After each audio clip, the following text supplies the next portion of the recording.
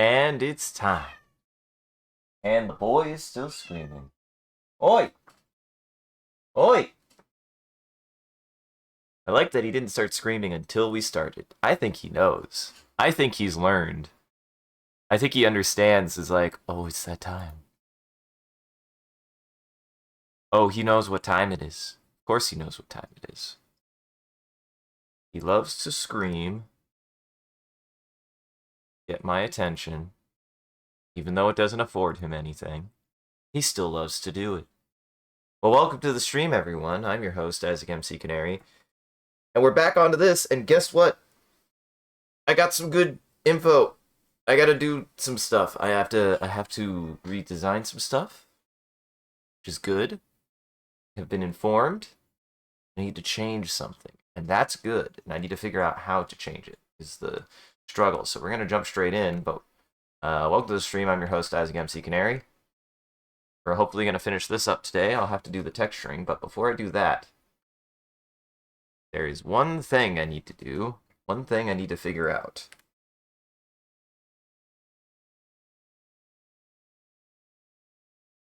And that is, I actually need to do some work on these hands.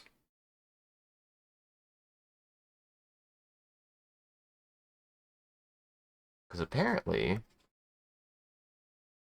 they are not quite long enough. Essentially, I have been informed that the arms of my boy are a little bit short.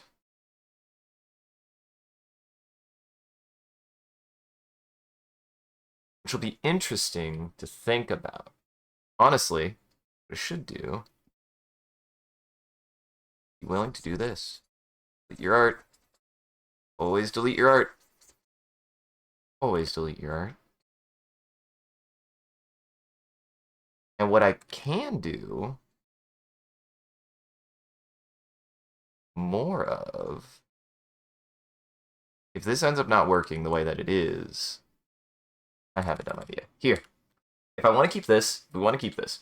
You have to make a layer over it, right? Then what I have to do is I have to erase it, big air quotes around that. Oh.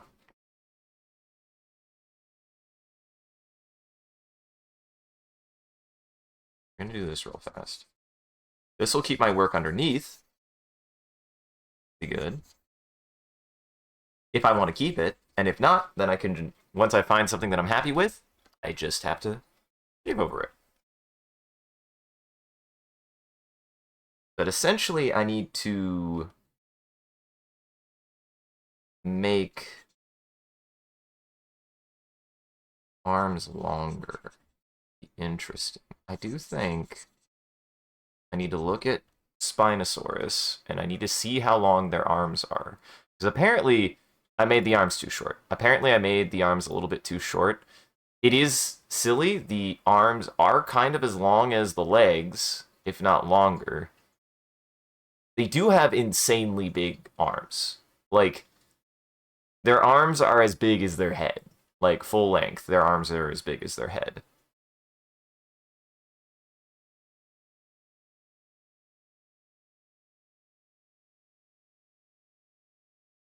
Really, we have to make sure that this... We have to make sure that this is as long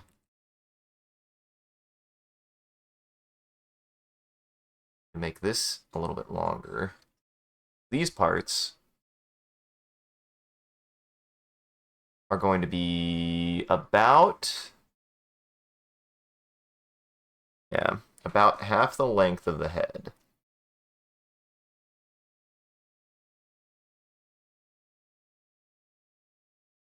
This part needs to be about half the length of the head in total. So that's that. And then that next part, the entire hand and everything. This is about that long. We'll say about half.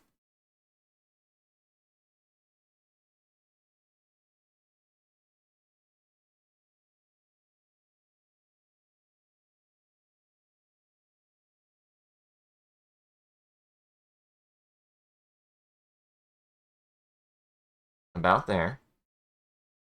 And then the hands are actually insane. The hands are longer. The hands are the same length as the bicep. That's insane. So yeah, they should actually be like out to here, and then this one would like be out to here.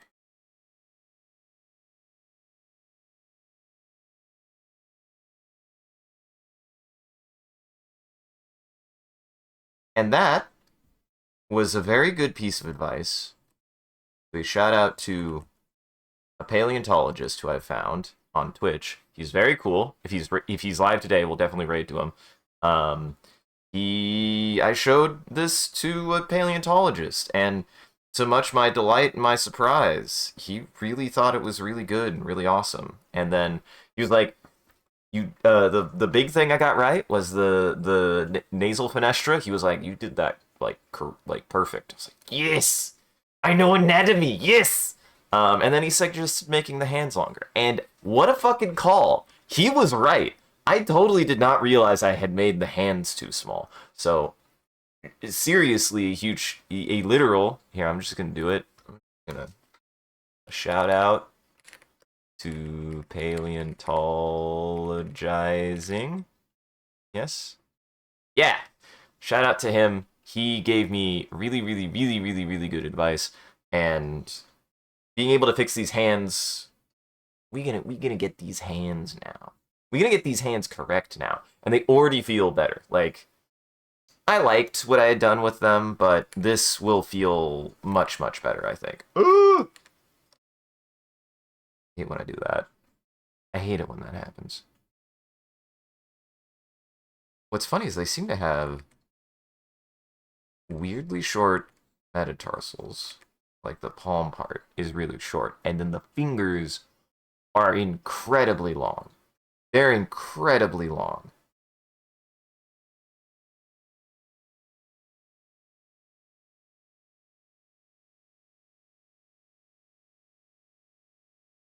Like, the fingers are very, very long, except for the thumb finger. The claw on the thumb finger is as long as everything else. That's the claw. Then this part, like that long. But the fingers themselves are insanely long. I was not expecting Spinosaurus to have such big old gangly hands. Like, they have really, really, really big hands. And then the outside finger looks like it's about half as big. Yes.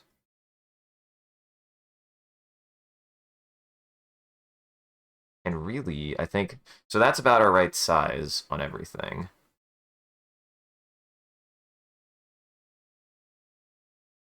Do that. We'll do that.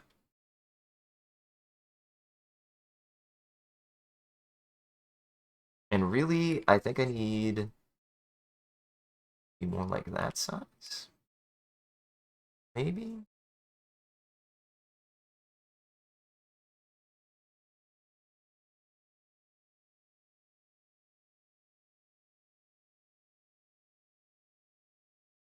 Something more like that size?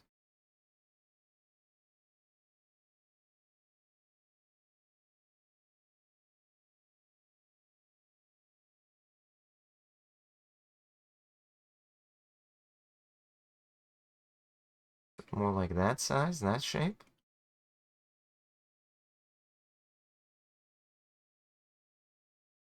Yeah, that feels much more correct, actually. That feels much more correct.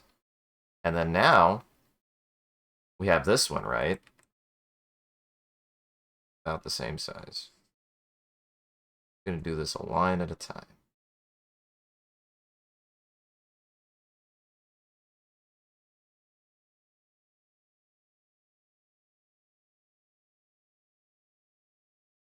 Yeah, this might actually have to go a little bit longer.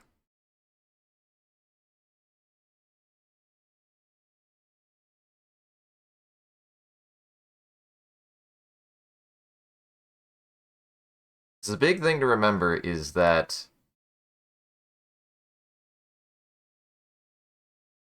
for Spinosaurus,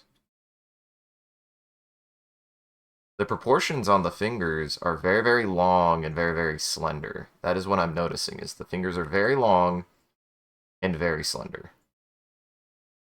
And that, like, half of the thumb finger is claw.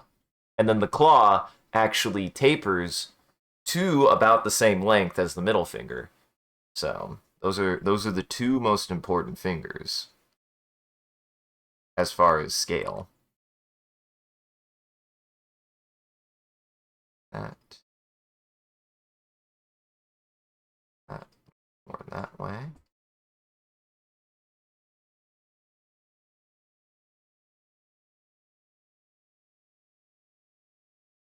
That. Like that.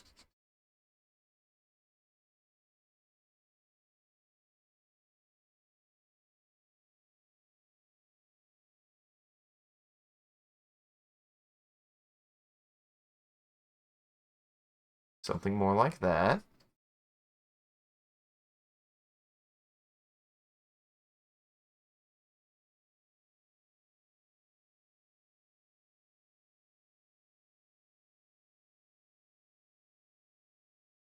There we go.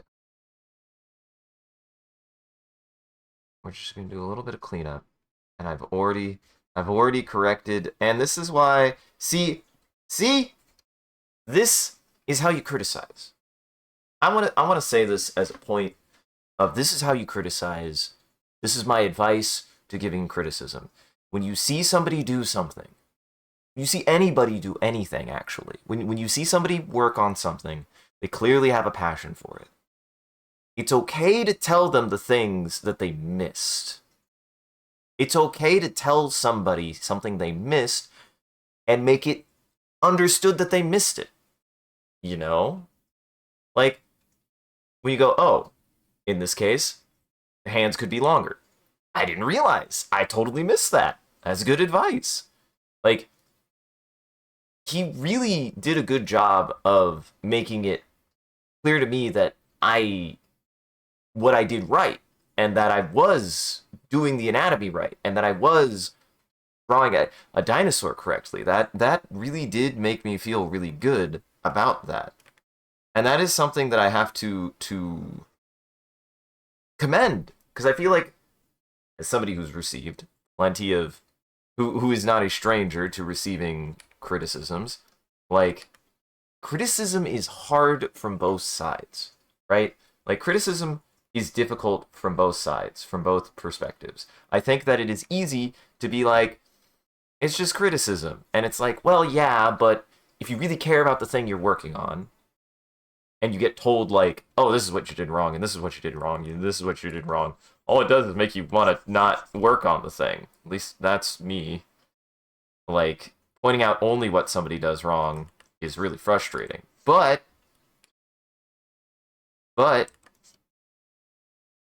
there are, that doesn't mean that you can't criticize.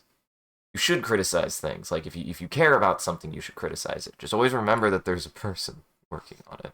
That's always my thing, is that a person made that, whether they did it right or wrong.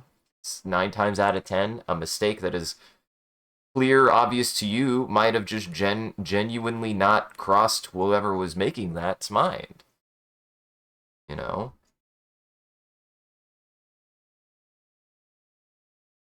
Because, yeah, absolutely, he was right. The hands were too small. The hands were absolutely too small. I felt like they were kind of like, they were okay. They were very dragon.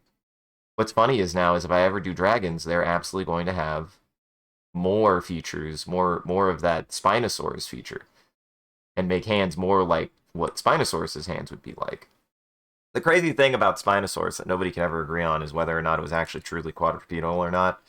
I mean, like, based on these proportions, it feels like it is, but there's maybe a chance. Like, if looking at this, I could see an argument being made that maybe the back legs are from a younger individual, but there's probably, at least found evidence that, no, they're not. This is an adult. Who knows? Like, that is something that's up for discussion, probably up for study. So I can't know for certain. But based on these findings, based on this reconstruction, based on this analysis, yes, this looks like a quadrupedal or mostly quadrupedal animal that moved around, at least maybe passively, on four legs. Like, I think that's a reasonable thing to think and assume. That said, there's still weird stuff, like the hands don't look like walking hands. I wouldn't want to walk on those hands. And I don't think they were like knuckle. They could have maybe done. Well, I don't know if there's been any studies on whether or not they can do kind of like knuckle crawling, like a gorilla or something. I don't know if there's anything on that. The interesting thing about a lot of dinosaur, especially theropod phalanges, the hands, that at least I picked up on, and unless things have changed, my understanding is they all are actually incredibly inflexible. Theropod hands don't move like ours, right? Like they don't have the biggest thing is their wrists. Their wrists are very stiff, at least horizontally speaking. Like you look at your hand and you look at your palm. Let's say you look directly at your palm, right? I have the literal ability to illustrate this. I should probably be drawing my speech. You look at your hand. Let's say you look at your hand dead on, like at the palm, right? Look at your hand. Look at your hand. Do it. You look at your hand. And if you feel, you have a point. We have the wrist, right? And in a certain sense, we have more, from my understanding, we have different directions of freedom as far as the flexibility of our hands to wrists. So for us as humans who evolved in this way, from the way that our wrists developed, it is very easy to have a very forward-backward motion. For dinosaurs, on the other case, or for theropods, from my understanding, is this motion is not easy. That is actually very difficult. And if you look at birds, that kind of makes sense. Like if you look at bird hands, they don't really flap like that. Actually, that is a rigid platform, and it has to be. This probably has something to do with either their locomotion or the way that they interface with the environment. Probably just developed that way because it was what worked the best, right? Evolution. Instead, dinosaurs' flexibility in their wrists, I always need to specify theropod, was left to right. And if you look at a bird's arm, like the way that they fold, they can kind of like fold, how you can fold your hand down, they can fold horizontally. Like our motion left to right like this, is much more limited as opposed to our forward backward, which is like this. And it's the opposite for theropods, from my understanding. So their hands were very, very stiff, if I understand correctly. Like they probably could curl their hands and stuff like that. But their actual like wrist malleability was in the opposite directions that people hands work. From my understanding, that is the last time I've understood the difference between is it pronation and something else. I don't remember what it's called. Pronated and dinosaurs. I need an explanation. There's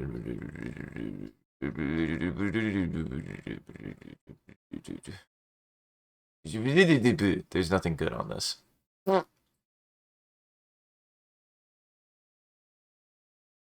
Yeah, this is okay, actually. Yeah. Dinosaur hands, their palms want to stay inside of their body. That is the biggest thing, is they want to stay inside of their body. Like, they might be able to rotate, like, their forearms, but they can't really rotate their wrists like we can. They want to keep their hands mostly, which I might even need to do a little bit more work here. There might be a little bit more work I need to do on these hands. Is they want to keep their hands in line with the flat of their forearms. That's what they want. That's what's comfortable for them. So actually, this is still incorrect. I need it to be folding. I need it to be straighter, and I need to be folding crossways. So I need to do a little bit more. I need to do a little bit more on that hand. But for for the most part, they don't hold their hands down like we do. If you were to bend your hands down, they hold their hands to the side and they fold them down that way. Is my understanding. And they want to keep their hands like in parallel with their forearms. So that does mean that Spinosaurus probably, unless it has pronated hands, which I don't think it does. I think it does. It's a theropod, but I don't know. In other words, the T-Rex hands are wrong because no dinosaur could do that hand rotation. This is called pronation. I wish there was a explanation, or like a word. What's the word for not pronation? What's the word for not pronation? I need to know.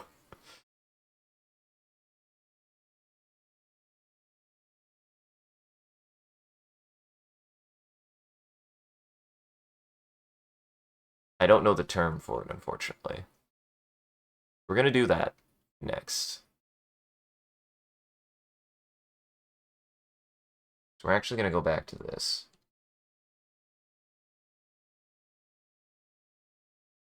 And hey, look, this is why I always say, like, actually, the best advice I can give as somebody learning art to anybody is you need to study. Study. Study is important. Study is stupid important. If you're going to learn any skill, anything, you need to be willing to study. And willingness to study means you have to be willing to look at something and understand how to interface with it. That's the importance of the study, right? Like, the studying part is about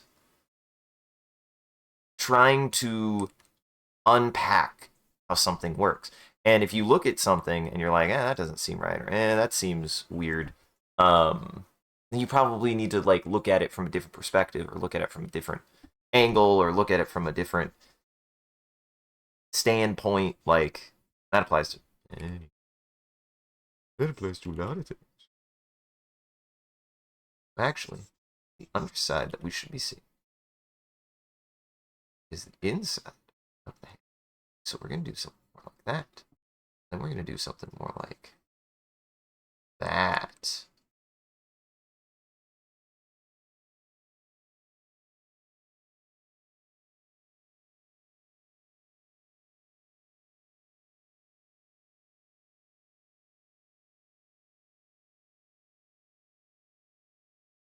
And it's going to be more like that.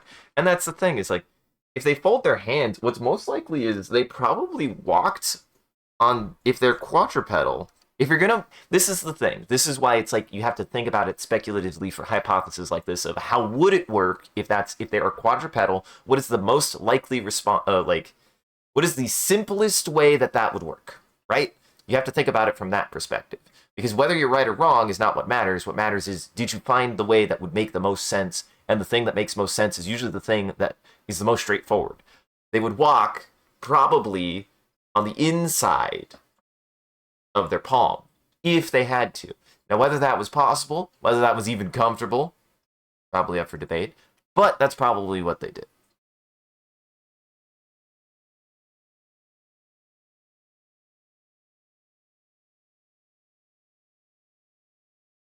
Yeah, I'm much happier with that, actually. I'm gonna do some cleanup. Unfortunately, I kind of went back, did this on my line layer. I'm gonna have a lot of work to have to redo because do it easy. I didn't do it easy. You didn't do the easy thing. No. Sometimes also be willing to not do the easy thing. And always remember, delete your art. If you're an artist out there, be willing to redo something. Be willing to redo your art. Like, I was looking at it, and I thought those hands were okay, but even I was like, I could do those hands better. Or I could do those hands different. You gotta study, and you have to be willing to do things different if you're like, it wasn't vibing. And then flip side, if you're happy with the way that something is, who cares? It's a tough skill. I will say it's a bit of a tough skill. I struggle with this a lot sometimes, is being able to I think that there's also a subsect of artists like me who actually have a hard time of willing to admit, or not even willing to admit, it's not a willingness to admit, of a sort of like art blindness, I'm gonna call it. It's more like an art blindness, because it is me just not even realizing that something was wrong to begin with. I struggle with that sometimes. It can be difficult to realize, oh, that wasn't the right way, actually, like at all. You know, I didn't realize I had the anatomy that off. And there is something to be said that I think always the most important thing to remember when you're drawing, when you're doing any kind of art, when you're being artistic, is that you need to be able you need to be able to keep in mind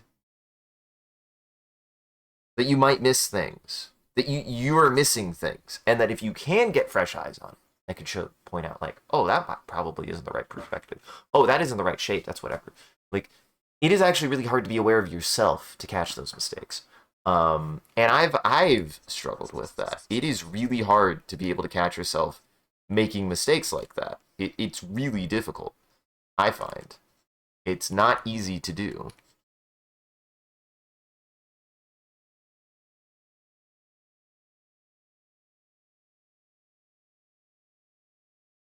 Because I just did the hands. I didn't even realize that the hands were that incorrect. And they were. They were incorrect because in reality, I'm making, on some level, anatomy. I'm making science illustration with a focus on anatomy. So my anatomy does still need to portray correct anatomy on some level.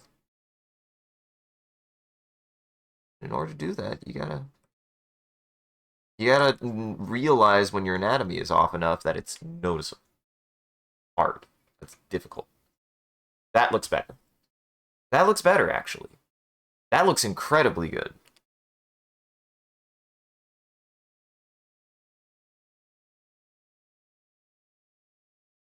Yeah.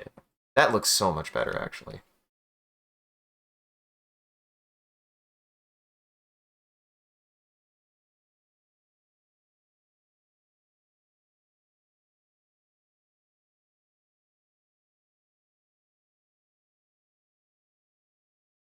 Yeah. That looks much, much better. And it's correct. And it's more correct. And like I said, if I ever do, like, because you want to look at any given creature, any creature, tell me it's a just a literal dinosaur, or vice versa, or is a dragon. Spinosaurus. Spinosaurus feels like it's a dragon man. It's a dragon man. What's funny is the shoulders are a little bit high too. So actually, maybe it needs to be more like that. There needs to be some foreshortening on it.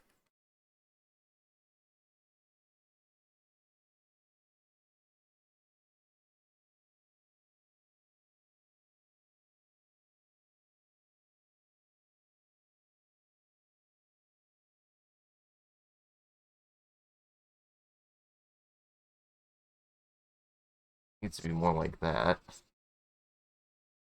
Because the shoulders are actually more down here.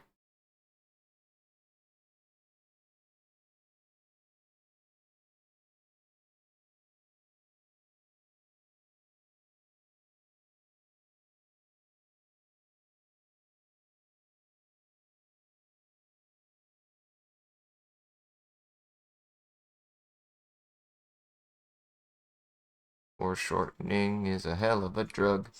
Foreshortening is a hell of a drug. This is like that chest girdle, right? And it's gotta go.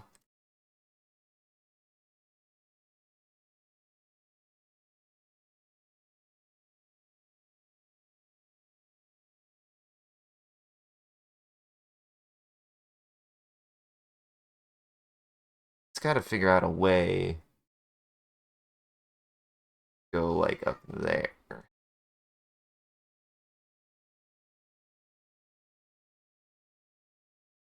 And with over here.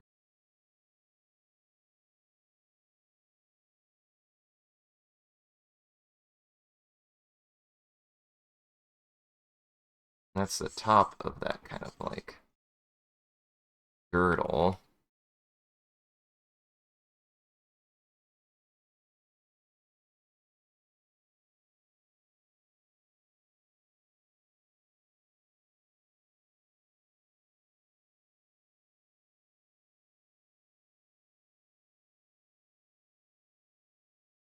See, this is what I've been on more.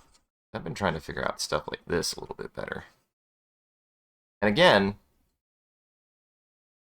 stuff like this requires really, really refocusing in. Because I think part of it was just like, you know, I probably was having a little bit of a weird day that day, I think.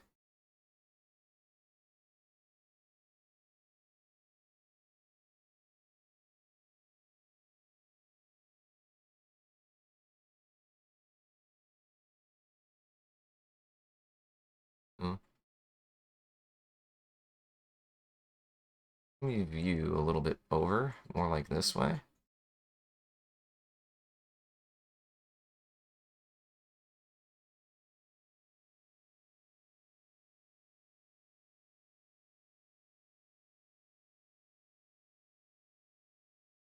Yeah, more like that, right? Yeah. So we're going to do that. Deselect this.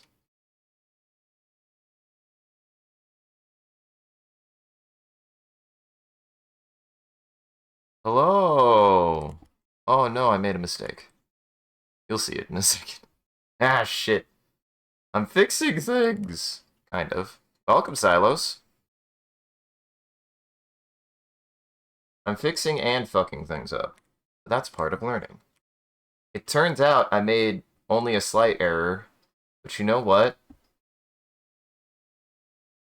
That's why we do stuff like this.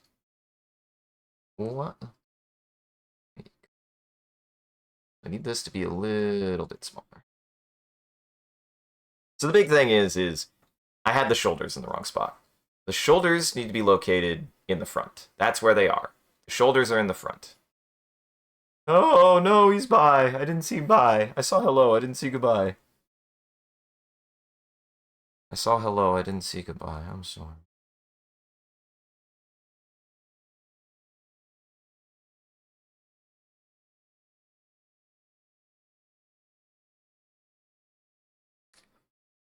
This whole area, I just need to erase out a little bit. What is it? Oh, okay, maybe.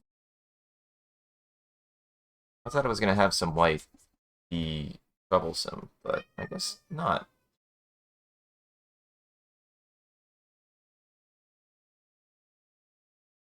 What are you doing? What are you doing? Screamy boy screaming at me. Screamy boy screaming at me. So I think we do that, right? Oh, make up your mind. You literally got in my... You got up here, get my attention.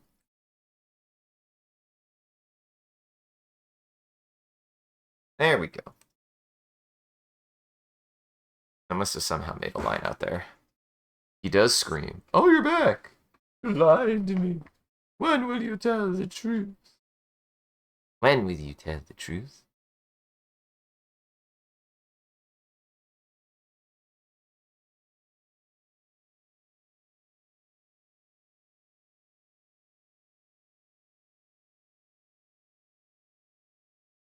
Had to fix the arms. And I mean, like, that still is genuinely, like, the best advice I got for this piece was the arms were kind of weird. And I did feel that. I felt like the arms were the weird part. I feel like they were the weirdest part.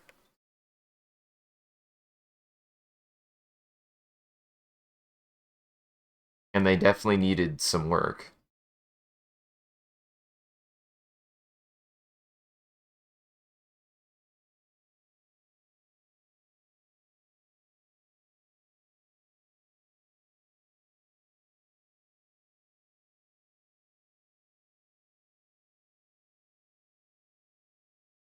We can do that just as a guideline.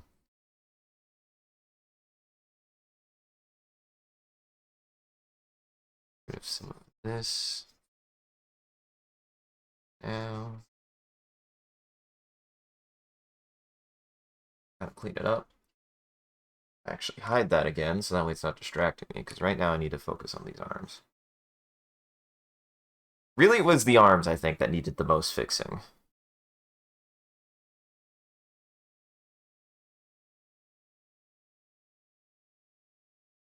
I think they need to go up a tad. The only thing left on them is they have to go up a tad bit.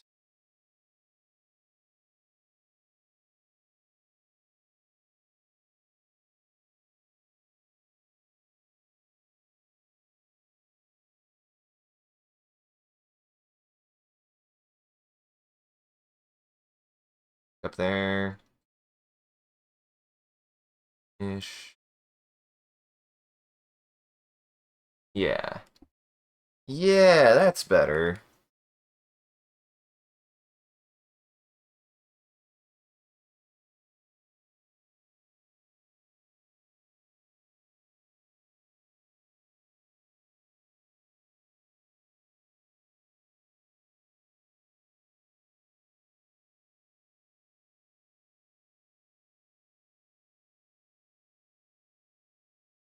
What's funny is what I might do, since this is all like artifacty and sketchy and whatever, what we might do,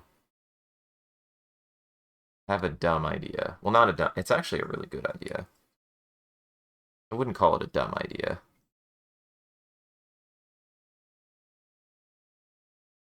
It's just dependent on how I want to handle this, because there's like a lot of artifacts, and I could either spend time fixing all my artifacts, or I could isolate the area where all the artifacts are, cut it out,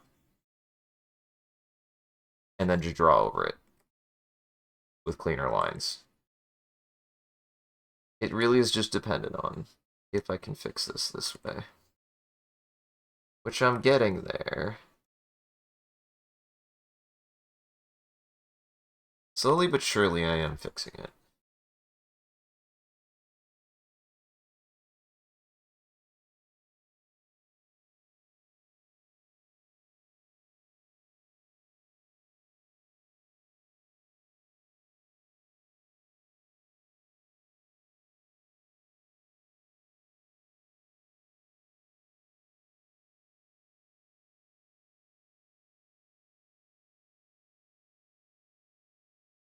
That's probably more rounded out that way.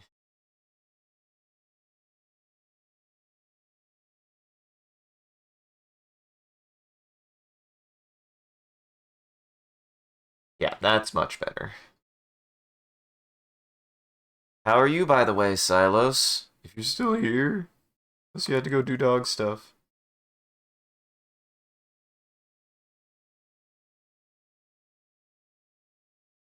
Why? Ah, you good. I know the feeling. And arguably, that's what streaming is for me. Well, I'm busy all the time, it feels like.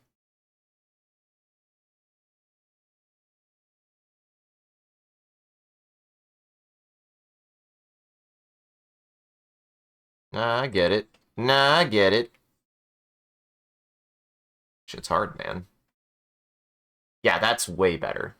I feel like this is way better. I feel like this makes more sense. This is more correct anatomy-wise. And it does look better. I think it does actually look better. I think the hands are a little bit more accurate, though maybe a little bit bigger. Maybe I need to go a little bit bigger, because this hand and forearm needs to be roughly as long as the head. No, it's about right. They could go maybe a little bit bigger.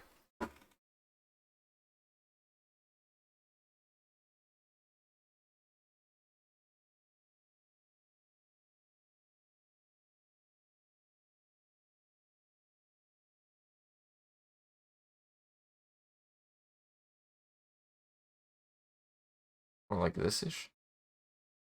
Better?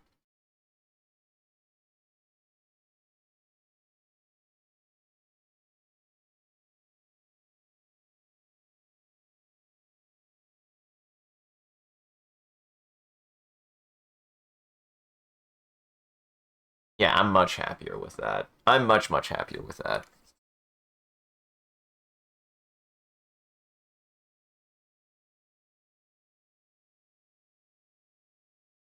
I mean, 40 minutes, too. Not bad time. Not bad timing. Now we can go back to this layer, right? And here's what we're going to do first. Start recoloring all of this.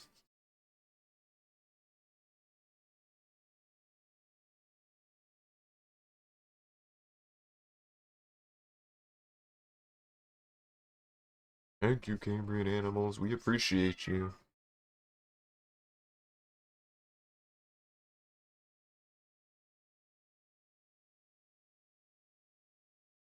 Okay.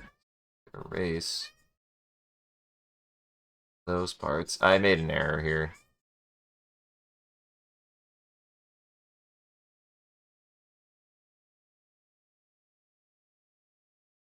Hey. Hey, Reed.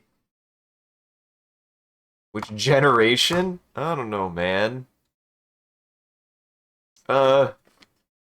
This is 5th generation.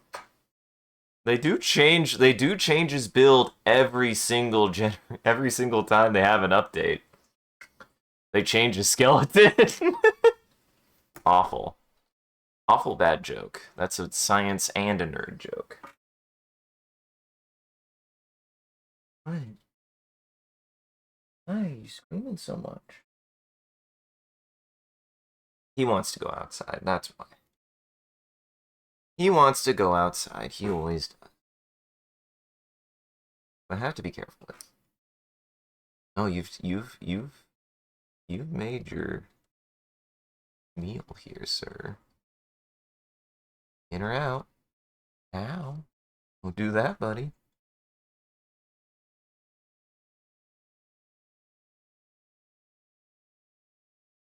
Ah, shit. I didn't mean to undo. Uh-huh. I mean, that's Spinosaurus, man. They're not even subspecies. This is the same fucking animal. It changes every single time. Because the Spinosaurus build is unbalanced, they can't figure it out. Quite literally. That joke sucks. Spinosaurus OP.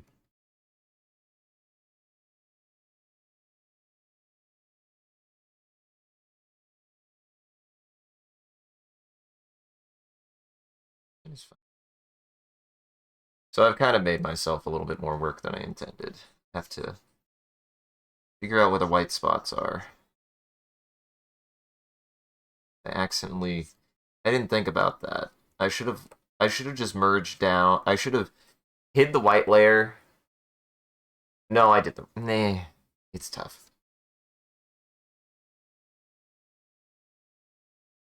There's probably a solution I could have come up with where I didn't have to use the white layer, but I probably needed to what I probably needed to do is I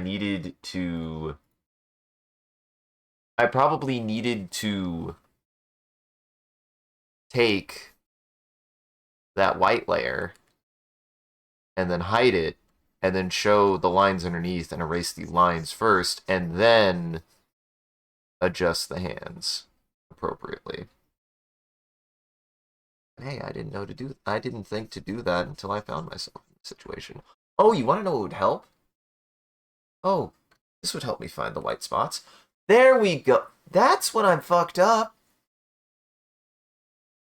Time to fix it. And sometimes when it comes to art, when you fuck something up, the answer is you fix it. You can find shortcuts for everything, trust me, but sometimes you just gotta go in and just fix it. This is why it's important to remember to delete your art. In deleting your art, you teach yourself ways to fix your art faster and avoid things like this better. You don't have to now go back in and tediously undo everything. And I got close. I found a way to do it faster in some ways, and then I made more work for myself on accident. Sometimes you just gotta go, fuck it. I guess I gotta redraw it.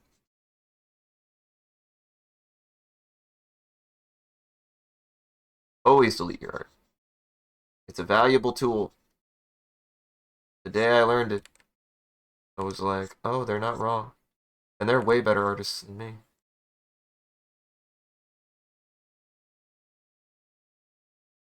Uh-huh. Well, that's if Schrodinger's Saurus hasn't already been taxonomically identified, unless it's already been in use. That is the thing. Actually, we can't.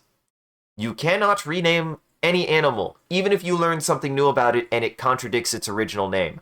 And the reason why is because of the system of classification we have developed, you have to use the oldest known correct identifier for an animal, even if it's wrong, even if it isn't the same animal that they were describing, even if the description conflicts with new evidence.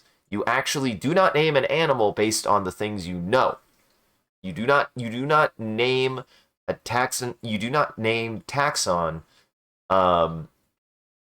based on the features of an animal. You name it based on what you can identify at that moment, verifiably, and then it stays that. And the only exception to that rule is if it turns out that that animal was misidentified and was actually another animal. That is the only time. That is the only time you change an animal's name is it turns out that that was the wrong animal name and that there was that animal had already been identified. That's the only way you rename an animal. Actually, that's actually how it works. For example, this is actually something going on right now. Triceratops might not be a real taxa because it turns out that there is at least debate that Triceratops is not a unique animal and that there are other specimens that have been found. And the reason why it doesn't get to keep the name Triceratops is because the animal that was formally described first, that it is being debated on whether it actually is Torosaurus. And to put that in perspective, Triceratops would keep his name if Triceratops was recognized first, and anything called a Torosaurus would have been called Triceratops instead. But because Torosaurus was actually formally described first in science, if anything that was thought to be a Triceratops is determined to be that they're all actually Torosaurus, Torosaurus gets precedent. It always goes to the older described name first. Always. That's why Brontosaurus. That's actually why Brontosaurus is an open taxa.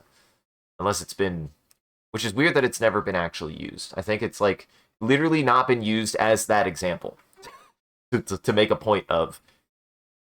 Brontosaurus existed, but then it turned out not only was it the wrong taxa, it was actually two taxa that were combined together to try to make one new taxa that they thought was one new unique animal. There was actually material from two different animals. I believe it was Camarasaurus skull and Apatosaurus body. Apatosaurus and Camarasaurus, I believe, were both described before Brontosaurus was. Brontosaurus doesn't get to stick around. So...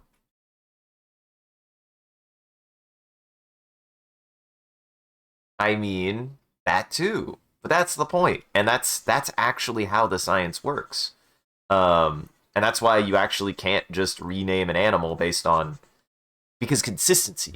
The importance is consistency. It's about the data. It is about the science. And it is better for data to be able to following biological variation and stuff like that. It is for the information. It is actually completely unbiased. Whereas if you rename Spinosaurus Schrodingerosaurus, you're actually renaming it out of a bias, and not because it is to track its informational development, which is the study of an animal, especially extinct animals. And I don't know any cases, but that rule does not only apply to extinct animals. It applies to anything. It applies to all biology. It applies to living and dead. If it turns out that two animals were the same animal, both the animal name, the scientific name, is the one that was recognized and described first. And it has to be that way.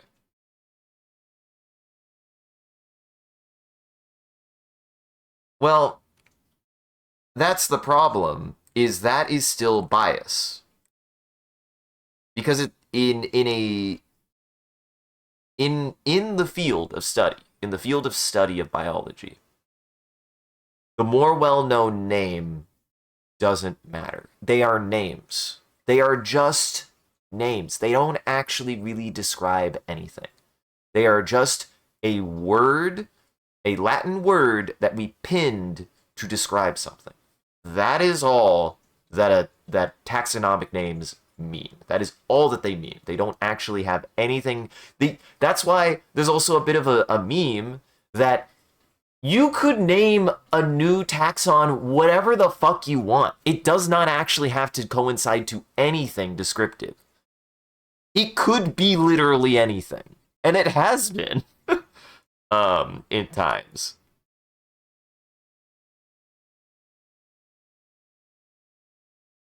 And it is because consistency is what's more important. It's essentially a registration. Think of taxonomic names as a registration. They have nothing to do. We could name every single unique taxa a random assortment of numbers and letters. And the reason why we don't do that is because it would suck. Is because it would suck for different reasons. And again, I agree, in that sense, there is a human fascination with wanting to give something like a really nice, really pleasant name and wanting to give it like a definition. That is a part of it. But ultimately speaking, the intent of naming something is not to name it correctly. It is to give it an identifiable, registered name. That's it. That's the only reason why. And that's why it goes to the older one. Is because that is uniform. Because what if you run into a dinosaur that nobody fucking knows? What if you run into two dinosaurs nobody fucking knows? People know Triceratops. Some people know Torosaurus. That's subjective.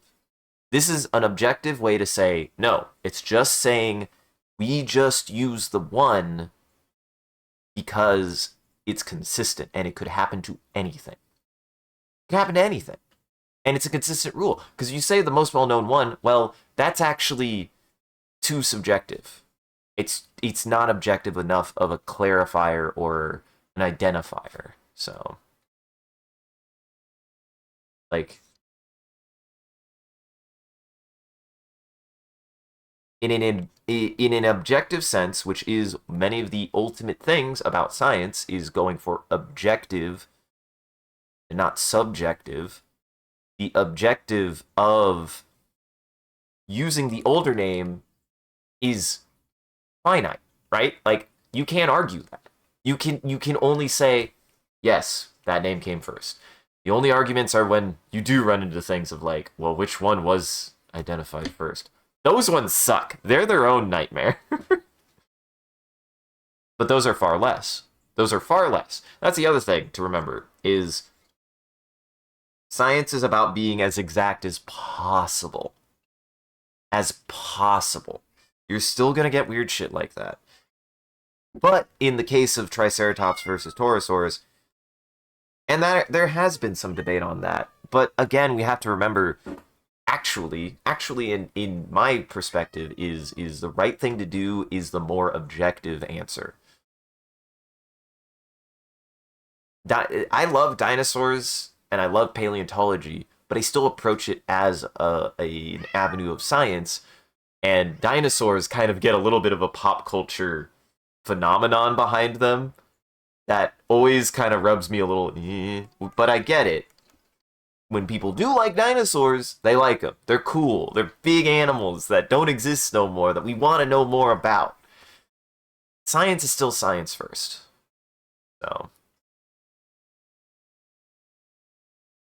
it's because it would be less margin of error from when talking about history of an animal. You're not saying you should name it after something well known, but when an animal has two names, go with the one that more people use. Maybe put the other one on file in the soul. Well, that's why it can't be that way. There's too much debate on that. That's too much. The science likes to work actually in simplicity. The more complicated you make things, the worse it is for everyone, especially people working in the field. When you have moments like this where the debate is determining whether or not that specimen that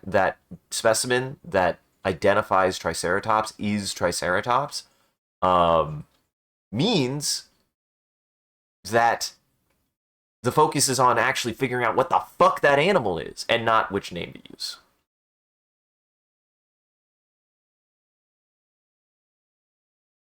Because animals are weird, and biology is weird when it comes to stuff like that sometimes.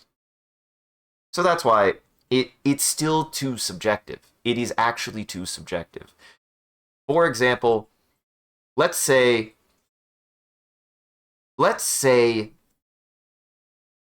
we will use Monster Hunter as an anecdote, because I actually think that one of the things that Monster Hunter does is, while it is not necessarily good on any science, it still has a care. It still has a care. Hey, no. It still cares a lot about biology, right? Like, it still cares a lot about biology. In its implicit design, I actually think there's a lot of focus on detail of like how lineages work. That's something I've always liked. In their consistency, they're not always consistent, but they are actually much more consistent than you would expect. Hey, seriously. Come on.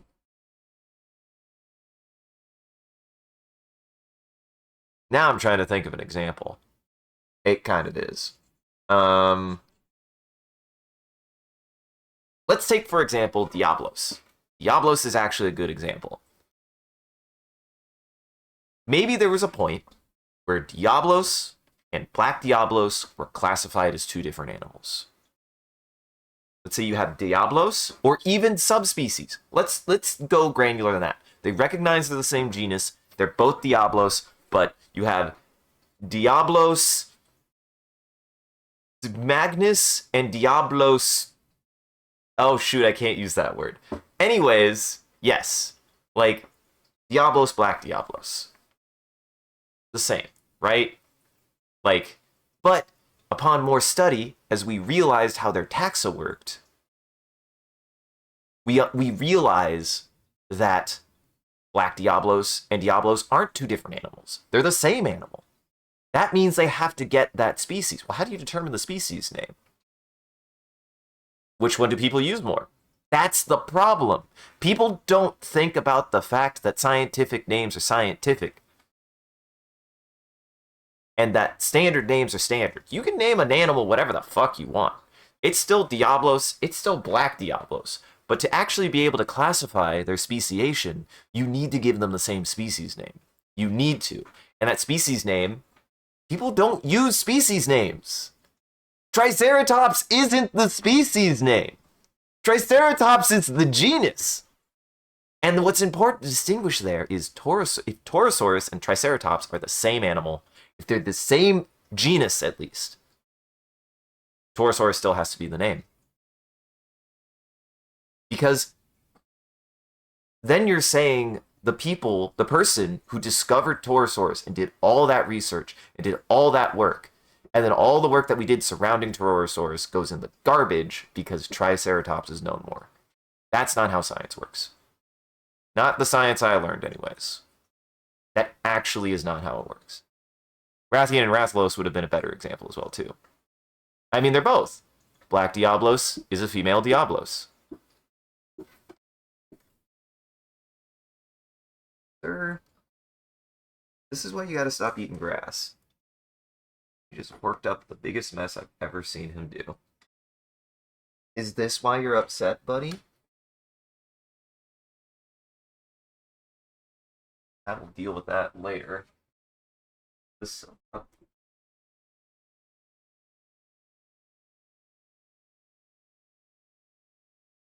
sir. Yeah. I mean, it's still the same thing. But I bet people don't even know. Rathian also is that sexual dimorphism.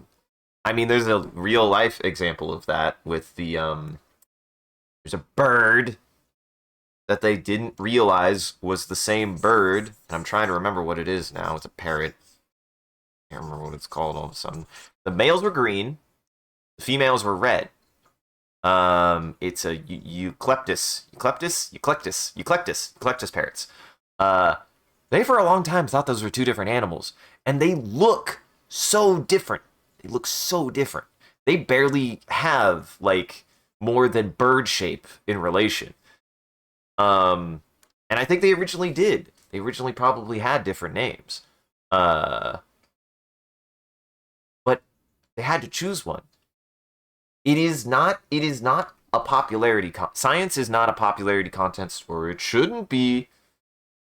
That's the big thing to remember. Science shouldn't be a popularity contest. And if people are like, well, now I don't want to learn the fucking new names. It's like, it's not about that. It's not about that. That is not what science is about. Not the science I learned.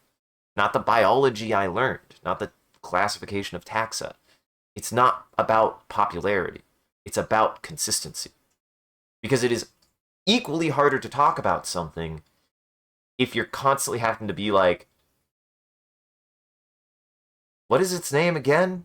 We couldn't really find a definition for it that would have worked all the way around. Because that is subjective. It's still subjective. It would also mean that cases like Brontosaurus, which is still a popular word and name and known dinosaur, by the way, but it's the reason why it's the example. It's the reason why people think that that's the example for why taxa get put back on the shelf, is because we get it wrong sometimes. And then we think that's correct. What matters is, did we correct it? Not, did we use the one that people like the most?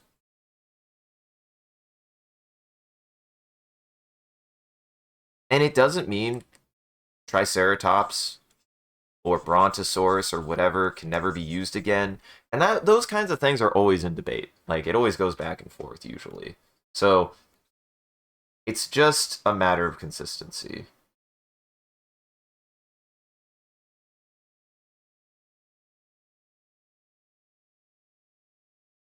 Trust me, paleontology is fucking a nightmare with stuff like that. But it should be that way. I do think it should be that way.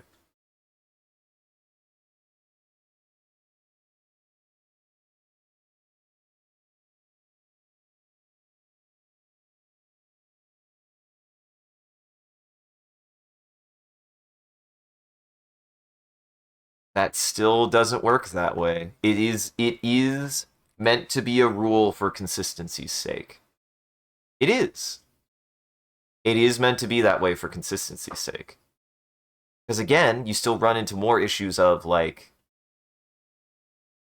well, any papers or any information about Torosaurus still runs into that same problem. It runs into the problem both ways. It does not matter what the frequency is, because what matters is that we're consistent about it and that we know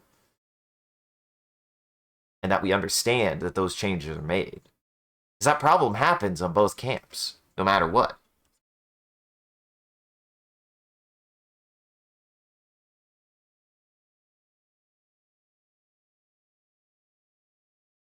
And it is just an like it is a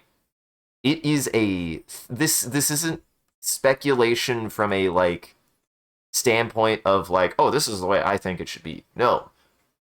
This is how science works. This is how they do it. I went to school for this. You know, can I admit something?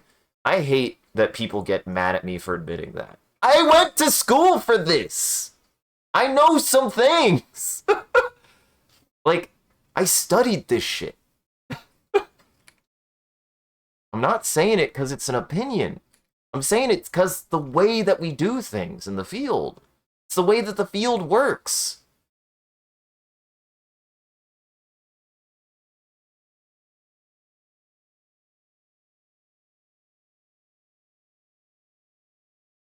Like, it's not as subjective as people sometimes make it out. Like, genuinely, those decisions are made with objective intent. And that it is the debate about whether or not it is. And that whole situation is still ongoing. That whole situation is still ongoing.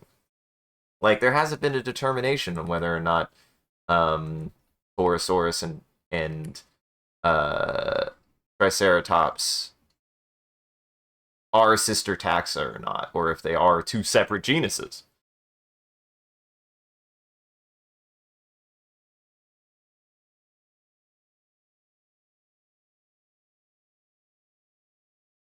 Because I'm not trying to actually. I'm trying to be informative. I'm trying to be informative. I'm trying to be like, no, this is something that I at least know for certain. Like, and this is something I can impart some like knowledge and understanding on. We classify animals in this way to keep it consistent for ourselves. It is a form of registration to make sure that if we learn something later, it is malleable enough that we can say, okay, we should change it to this. And these are the rules, and this will give us the most consistent result. And that's all it is. It's no deeper than that. And before people are like, ugh, but I like Triceratops. It's a good name. Torosaurus sounds dumb. Call it Triceratops. Fun fact, unfortunately, dinosaurs never got common names. Their common names are their scientific names. You can use whatever fucking name you want to call an animal. The scientific name has to be Torosaurus if they determine it's Torosaurus. That's it. That's all. It doesn't mean you can't say the word Triceratops anymore. It doesn't mean you can't call Triceratops Triceratops. Actually.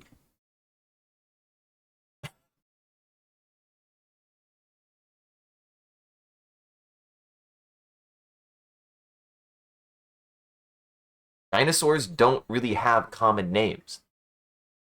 That's an unfortunate thing about them, since a lot of their kind, like, people don't interact with them on a daily basis like other animals, right? So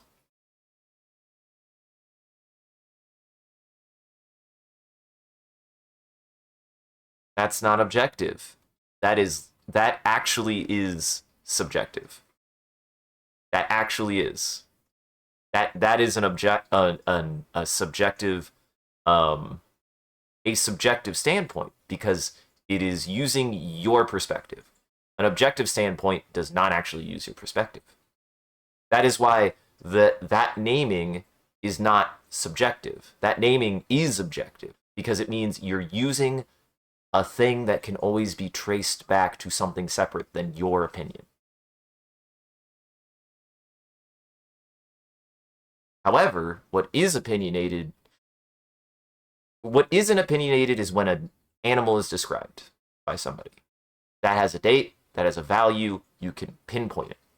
What is subjective is the name that you think is used the most. Actually. Or even if you could say, well, it's subjective that maybe Triceratops has more papers than Torosaurus. That's a lot harder to track. That is incredibly difficult to track, actually. There are so many papers. There are so many papers on both animals. You would have to count every single one. The date of the naming of every species is documented. And it is accurate. That's why it's objective. It is never a question when an animal is described, because they have to be labeled with it. They have to be registered with it. And just because it can change does not mean that that registration is invalid. Triceratops is still a valid registration. It just maybe is to the wrong animal. That's the point. We could still have a Triceratops out there. If we find a new specimen and we're like, let's resurrect Triceratops as a name, I think that's how that would work. No, pretty sure that's how that would work. So, really, actually, that is, and it's also the simplest answer. People think science is complicated. No, we don't want to make more work for ourselves. Why would we want to do that? It's not. We want simple answers too. And when it comes to labeling and describing an animal, we want a simple answer. We don't want a complicated answer. And I feel super passionately about this because this is actually a topic that gets debated a lot in kind of a in a laissez-faire sense, right? Like a lot of people are like, why do they always got to change dinosaurs' names? We like Triceratops. We're not changing it because we don't like Triceratops. And we're not changing it because we think Triceratops is a bad name. You can still use the word Triceratops to describe a ceratopsid related to or is a Torosaurus. Because that is the popular name. That is the common name. But if you want to distinguish it as its scientific, because you don't look at your cat, and say, that's a Felinus. I don't know the species name. I only know the genus name. I don't even think I got the right genus name for cat. Right? You don't do that. People don't talk about animals that way. Not when you're just talking about an animal. You could still call the specimen for Triceratops, Triceratops.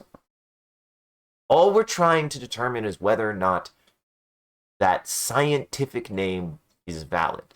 That's it. That's all we're trying to do. It's all that is trying to be discussed when it comes to that kind of situation. It has nothing to do with the word. The word is superfluous. Superfluous, actually.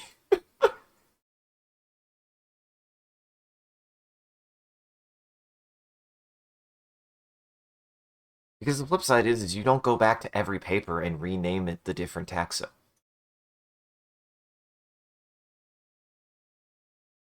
It doesn't work that way either. It just means future papers after that point will use the correct taxa. That's all.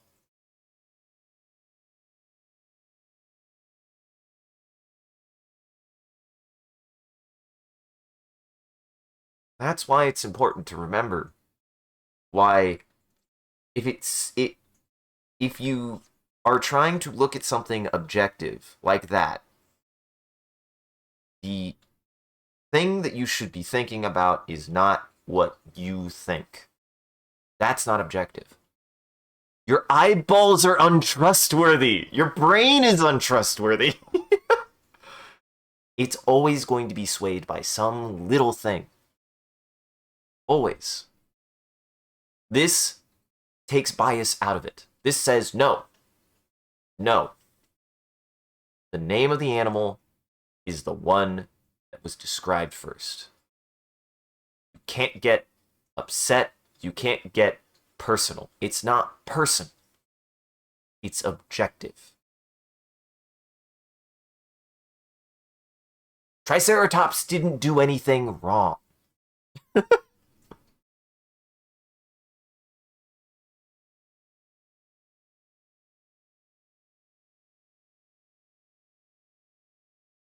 I mean, I don't agree. Otherwise, mm,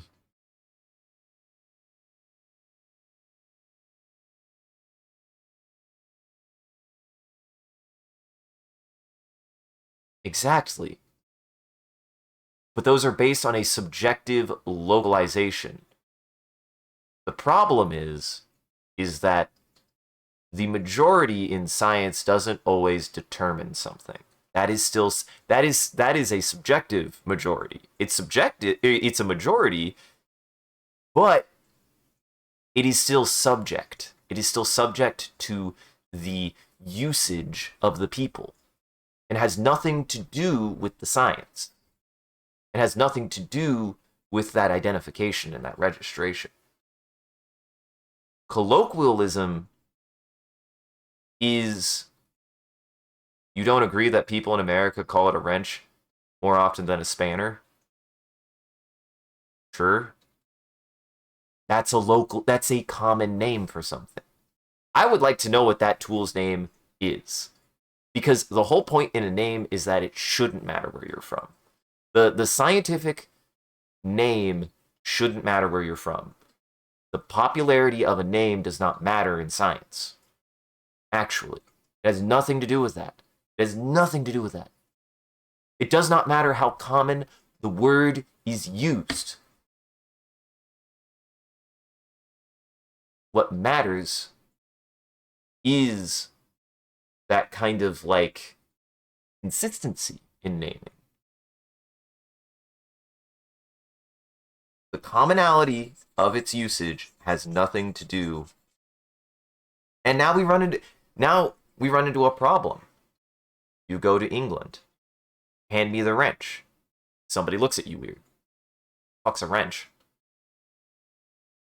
That's why we have this naming system. And that's why it is unbiased in the way that it is. Because just because it is known as Triceratops does not suddenly mean that it's only known as Triceratops.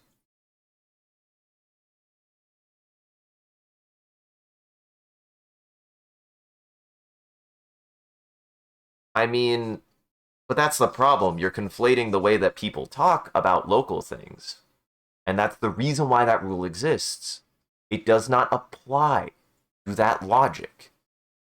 Because the actual utilization of taxonomic discussion, that kind of thing, is not the discussion of wrench versus spanner on a world scale. It isn't. It's actually an agreed upon thing. Well, it should be anyways. I thought it was. It's what, again, I learned whilst studying paleontology and geology, so, and biology on a professional level. Um, like it is not semantics. It's not about semantics. It's about registration.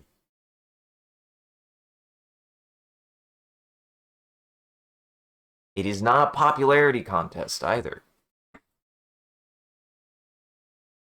And it is ironic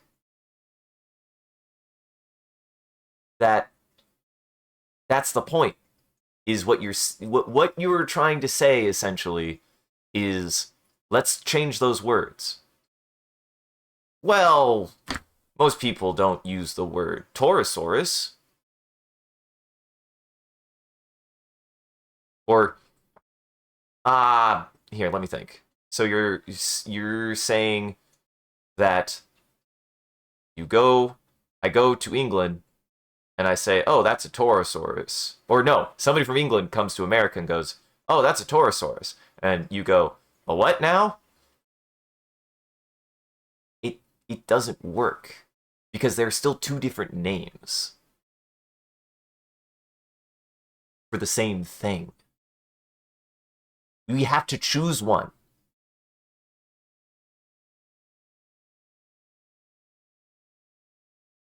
And you have to choose in for the sake of consistency, the one you choose is the one that takes out the question of which one should be used. Because actually it doesn't matter which one is used. Like, that takes out that subjectivity of which one you prefer.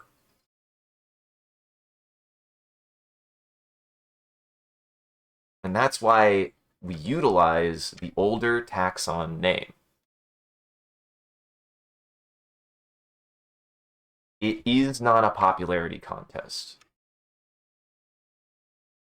The one that was used more has no impact. It has no impact on which one is used. And it never should. It never should. I totally understand the logic behind that.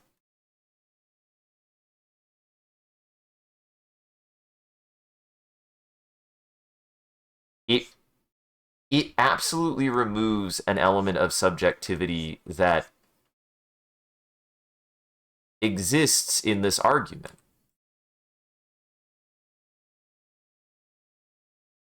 It has, the name has nothing to do with that.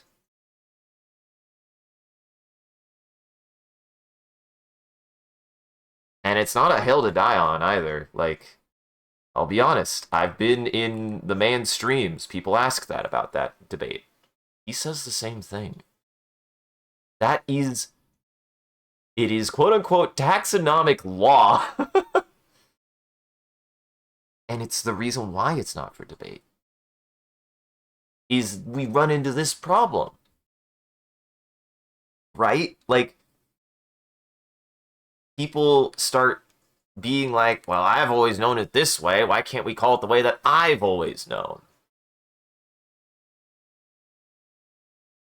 Torosaurus was actually described first and known as Torosaurus first. Even if it wasn't known by a lot of people, it was known by enough people to give it a name.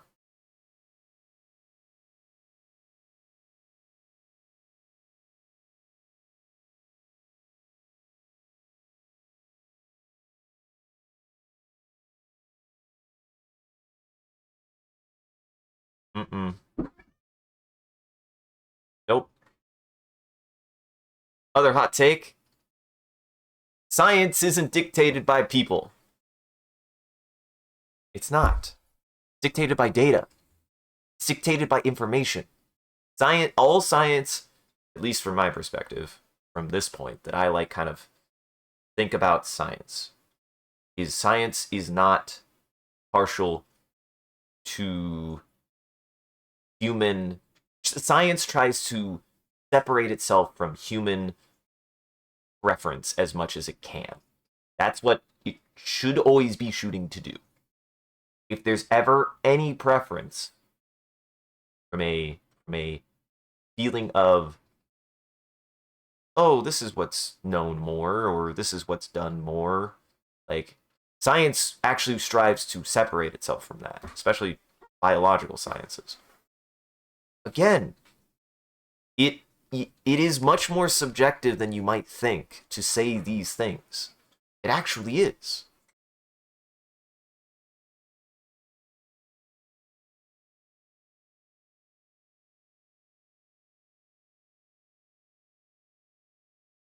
And again, the biggest thing to remember is, like, it's not going to suddenly make it impossible to find information about Triceratops by reclassifying it. It actually won't. Because it's all about the timing in which it's described and gives you the most modern understanding of the study of an animal, is to use its most modern scientific name. That's it. Doesn't mean you can't find information on Triceratops no more. If anything, this is probably because as we're evolving as a form of information eating monkeys, which we all are. Good band title. Like, I bet we'll start using tags and stuff more in things. And anytime you would make something about Torosaurus, you'd probably tag it with Triceratops. I wouldn't see a reason why you wouldn't.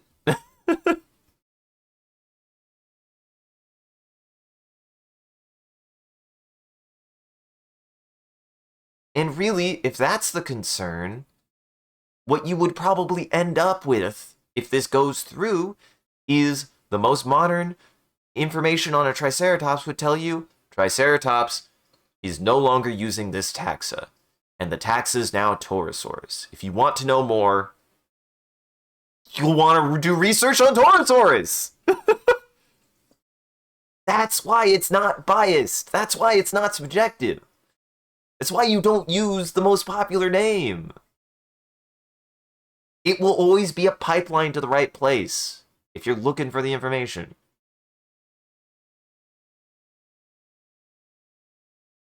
At this point, reason why it is that way is so that way it's as unconfusing as possible.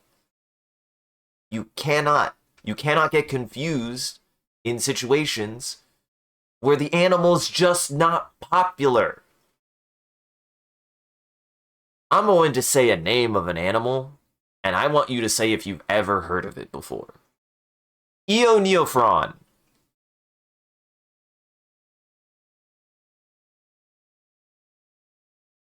Okay.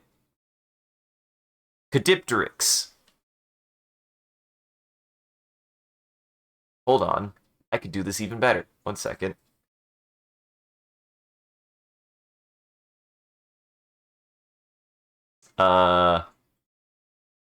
Here we go. Falco leucocephalus. You want to know what that last one was? The American bald eagle. That's why it doesn't matter. It's a scientific name. It's a scientific name for a reason, and it is a scientific name first in science before it is a common name. You can still use the word Triceratops to talk about Triceratops and to talk about animals like Triceratops. This is not telling you that it's being renamed for no reason, and it's not saying that it's being this way out of some unknowable, unexplainable, random reason. It is consistent for everything. For living and dead animals. Nobody uses, the only animals that commonly use their scientific names as their common name are things like dinosaurs and other extinct animals. And that's maybe the hottest debate that I've heard, is that reason. But that's it. And I still think the one that takes precedent is the scientific name, because consistency. It's not personal. It's not personal.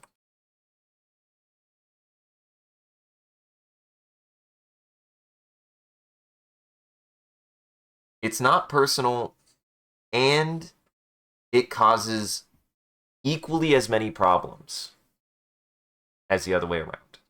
So.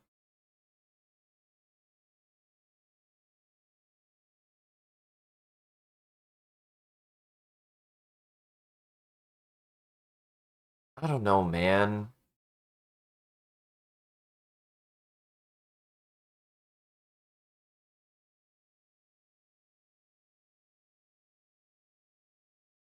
That's archaeology, though. That's not biology.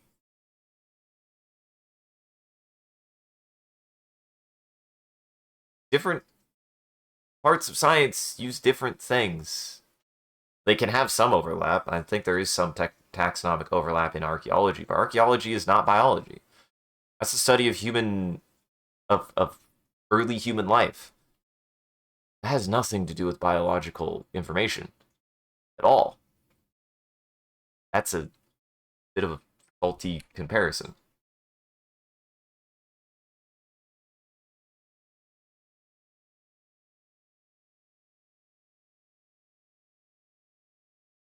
Like, no, that's... It's just consistency. And it does... I see the value because of the discussion we've just had. That naming structure does eliminate this as a thing that can happen, because it means that actually, no, we know the answer. We have an answer. It's not a question. It's not a debate. We don't have to waste our time fighting about it. We know the answer. And it's impersonal. And it's established. And it's done with a reason.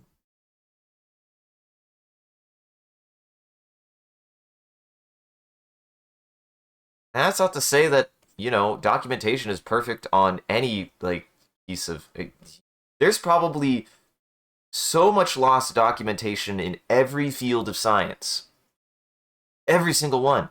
People suck at taking notes. We need to have a... We still need to say, this is how we do it. And this is the easiest way to do it. And this is the easiest way we can all agree to do it.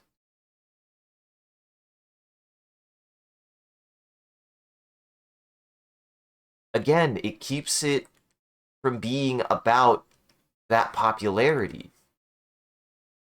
And a lot of people argue that, but it's equally naive. Because that's so... Popularity is subjective, even if it has data behind it. It's a roll of the dice. Want to know what wasn't a roll of the dice? When Torosaurus was named.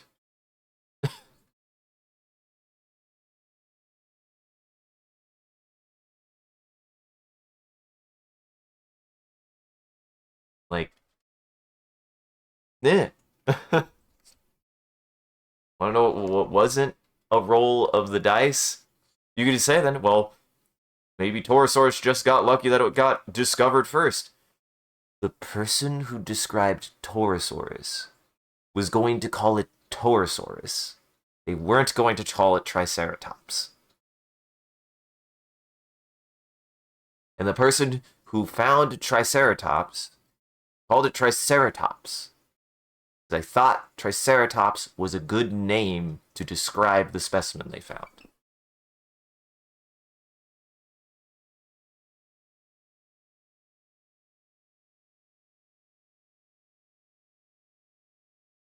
The social element does not have an impact on those decisions.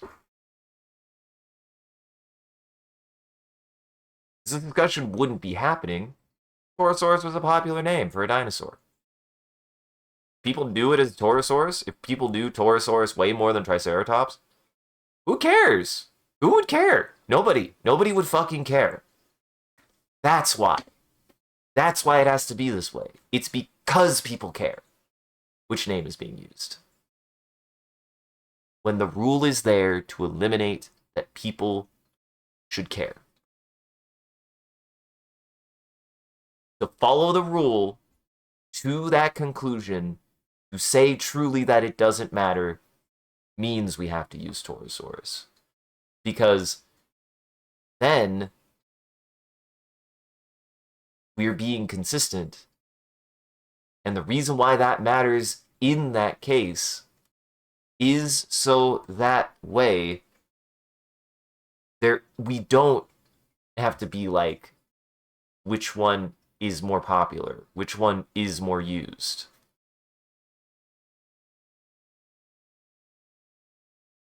In a certain sense, the rule matters more than the name. That's all. The rule matters more than the name.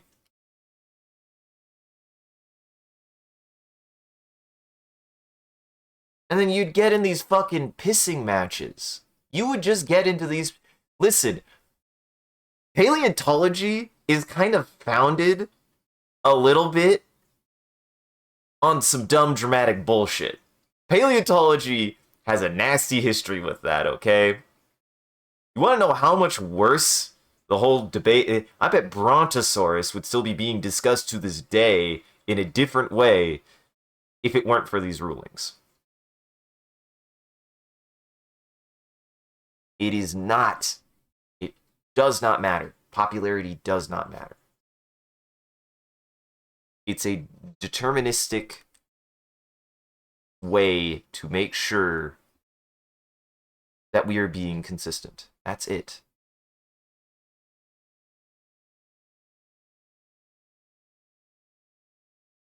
And I mean, that's kind of a flawed element, too, to science. Science has drama in it, believe it or not. People take things personally. How much of even within science and paleontology is there still debate on things simply because people don't want them to change? Or they don't want their discoveries to be changed, or they don't want things to change. Believe it or not, it still happens there too. The reason why it's important to keep this consistency is to remember that we're still moving forward on our information, rather than getting stuck in these squabbles about semantics.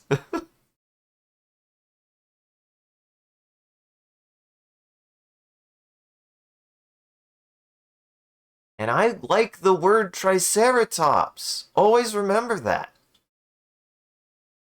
This is not about a popularity thing. It should not matter. And it doesn't matter. The data is more important. The information is more important. The consistency is more important.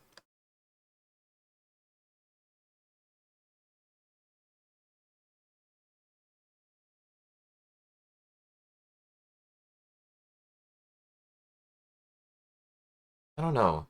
I think I get so riled up by these because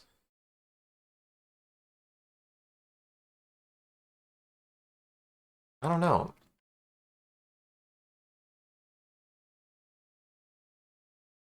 I care about this stuff. I care to know it, and I care that I learned it. And I want to be able to share it with the understanding that, like, I don't know everything, but I do know this thing. And I do know this thing very well. And I know I could explain it. The reason why I get so up in arms about the difference between a hypothesis and a theory. The popular usage of words does not dictate their meaning in science.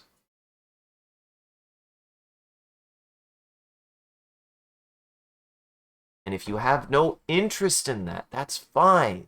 That's nerd shit for us. But it isn't for no reason.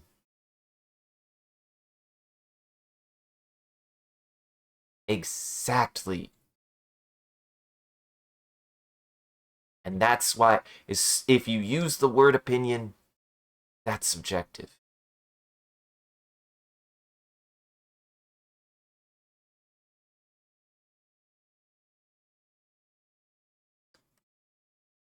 And that's why my stance is an opinion.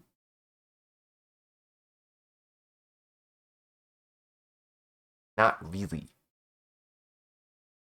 The date when something has been described is not an opinion. It's not. It's not debatable.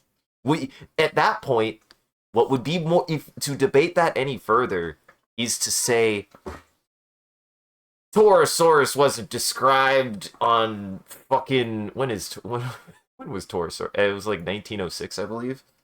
Torosaurus. Torosaurus wasn't described. See, even the Torosaurus wasn't described in 1891. That's why we do it this way. It reduces the debate. It reduces this back and forth to being able to make a decision and be able to work with our information malleably. Because you can't debate when something was described for the first time. It has been cataloged and registered. It's a registration of an animal. It is an animal. It is our registration of an animal. Think of it as a registration. That's it. That's all that the naming process is a registration. And if you did registration by popularity, that's incredibly biased.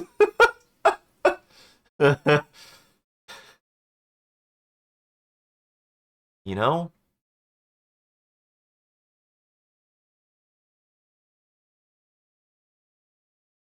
Think of it like going to a bar. That's actually weirdly appropriate, right? They ask you to look at your registration. What do they check? Your birthday. That's a valid data set.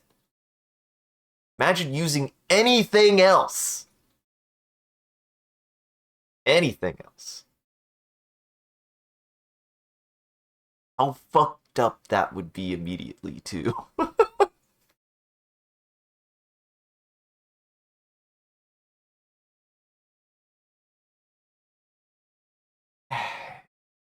It's not, though. It really isn't. It actually isn't.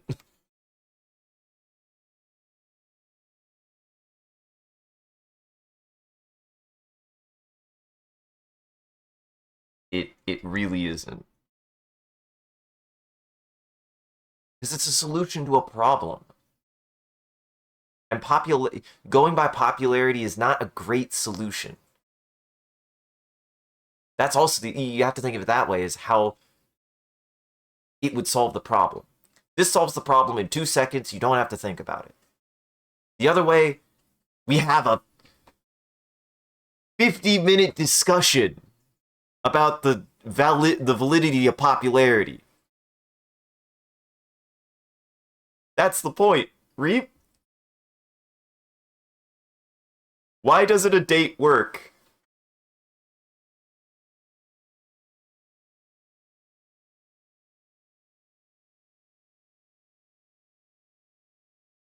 And this is why I get so frustrated with discussions like this. It doesn't matter what I say. I'm not saying to you, to anyone. I run into this all the time.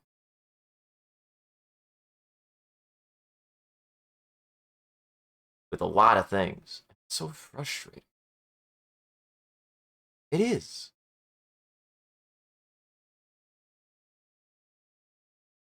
Because if it was subjective, what is the problem of using a date? Where is the fault in that? And what is subjective about the date? Where is the subjectivity in when something was described, the day, the year it was described?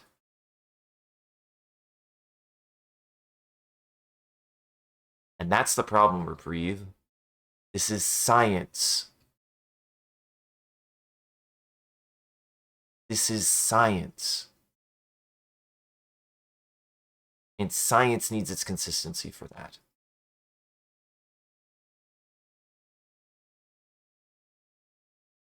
You are talking in terms of commonality.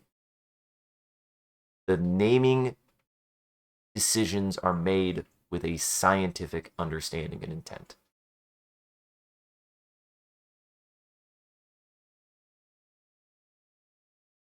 And me, what I am trying to do is inform. That's what science wants to do, is inform. I don't know everything because of the studies I made. But stuff like this I do, and it's important to uphold it. And not being informed on something is not an excuse. I'm not informed on a lot of things. And if somebody told me, oh, this is actually how they did it, or oh, you had the wrong idea, guess what? It's on me to understand it better, change that for myself, or to understand what they might have gotten wrong. But if I can't determine that, then they probably got it right.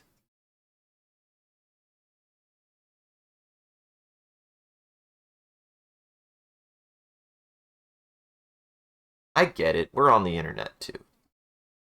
We're on the internet.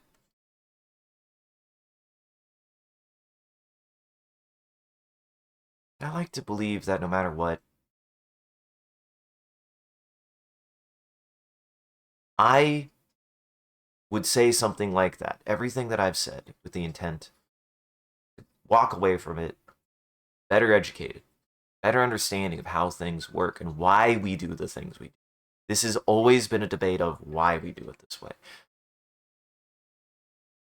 And understanding that should help understand why we would make a decision on why not use Triceratops anymore.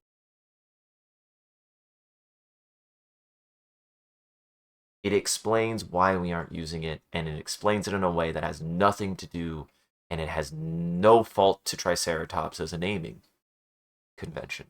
It has no fault to the person who named Triceratops first. They did it on faulty information, or they did it without completely looking at all the variables. They made a determination before they found out how to do something, because in reality, that's a part of science too. Science is malleable. We learn from it. We learn from what we did before and we change it to what we now understand it to be.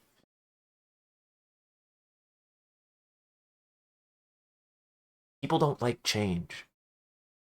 Science understands change happens in everything, including our understanding of things. Whether we like it or not, we understand something differently than we did before. The better thing to do is to change it, regardless of how we felt about it. No buts. That's just some good life advice. You get that one for free. Really? No?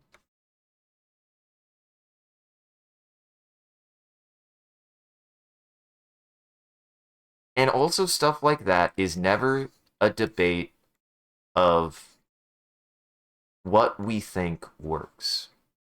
It is deterministic. It is a deterministic thing that until we find a better or different way, it is how we've determined works best. Maybe this has. Maybe this has opened up a big debate on that.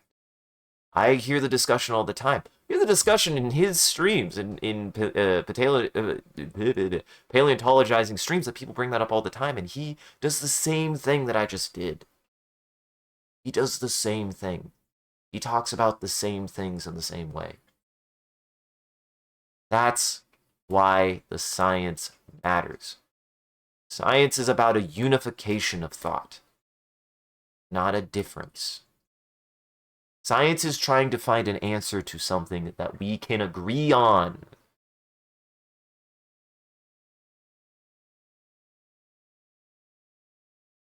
It's not telling people how to think. It's not telling you what you should use to name something, even. It's just about consistency. Just about consistency. And the naming of biology, which is changing all the time, it is a way to overcome a change that is straightforward, that is understandable, and cannot be debated without some subjectivity being brought in. It is the least subjective way. It is the least subjective way. If that is satisfying to hear, it is the least subjective way. It is more subjective to base it on colloquialism. Colloquialism is circumstantial from the usage of it.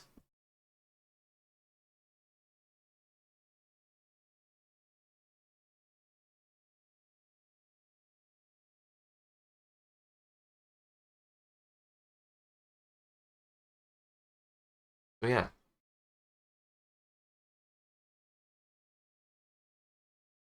It is a field of study. Paleontology is a field of study. We'll need to remember that. And the people who are studying it, the language they use with each other is more important than the language that is used regularly. Because they need it to be consistent, not you. The people who talk about Triceratops and Torosaurus need to know the difference. And they need it to not be a question. Yes.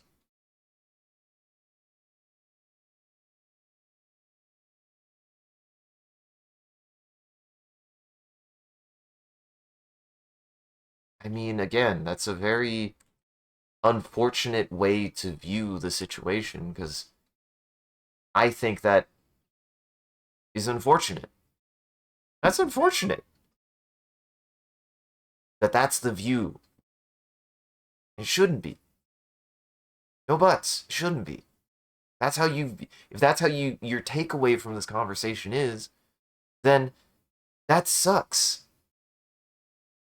That's what people think about. That's the way that people look at things and think about things and look at things.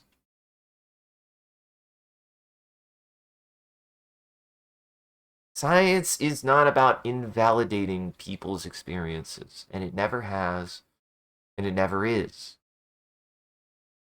It's about wanting to try to interface with the world in a way consistently that we all can actually agree on.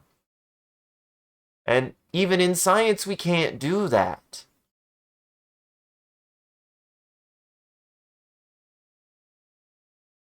We can't.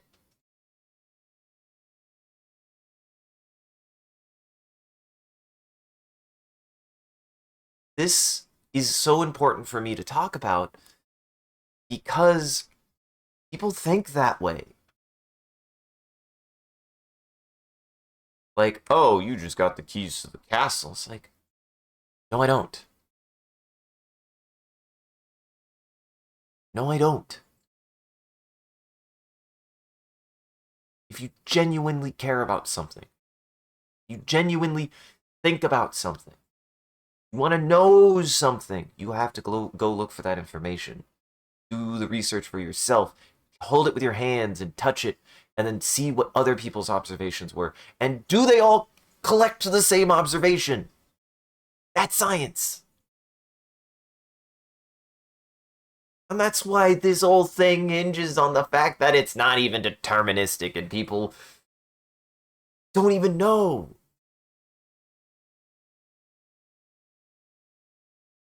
Well, only one way to know. What I want to be able to do with discussions like this is always lead people to not. I get this impression, and I feel like I don't know how to. I want to improve this. No, no, no. Not knowing means want to figure this out. Is It's not about like go do your own research. It's about you should want to think like this, I would think. I want people to think about things. I want people to be able to be like, you know, that makes sense. That's a reasonable way to think about that. A lot of science is born on surprisingly straightforward and simplistic logic. It is not complicated.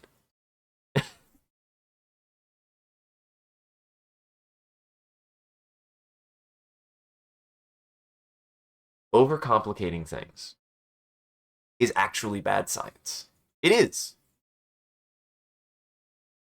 If you are adding things to increase the complexity of something without any other reason than to make it more complicated, you're not understanding something. You're not.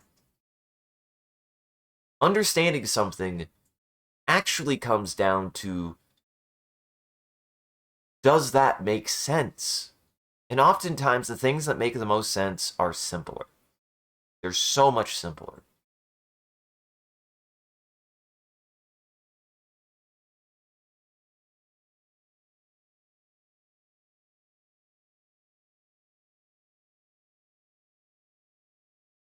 And on top of that, quote unquote objective thought, I do want to still like readdress that. Scientists that do good science and people on the internet who scratch their neck beards, because I will be a little bit a little bit on that. There is an ultimate understanding of, I would say that we're just collecting data. We're collecting data. We're making the best sense out of the data that we get.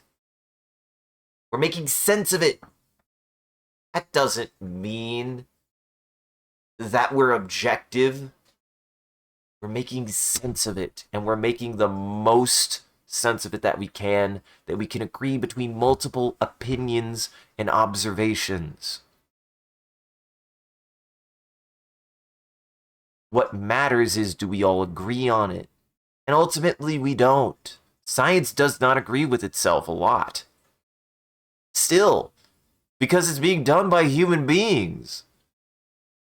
So we try to make that margin of error as little as possible. And things like naming gives us the least margin of error that we can come up with at this time. That's another important thing that I've learned to work into my vocabulary when talking about things, is at this time. It can change. But it didn't mean suddenly, oh, I was right because I thought that first. It just means that it changed.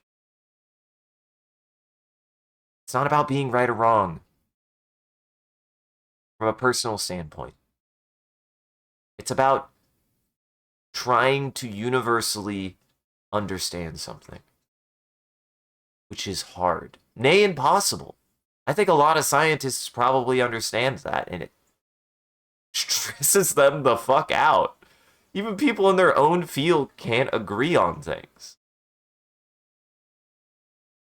But rules like the naming rule at least give us something to be able to have an agreement on. And people still can't, even in the field. Reason why defenses like mine exist is so that way we can preserve some kind of universality and not destroy it. Which is something that's important. The fields of science is universality. But not because the person was right, but because we benefit from knowing it that way.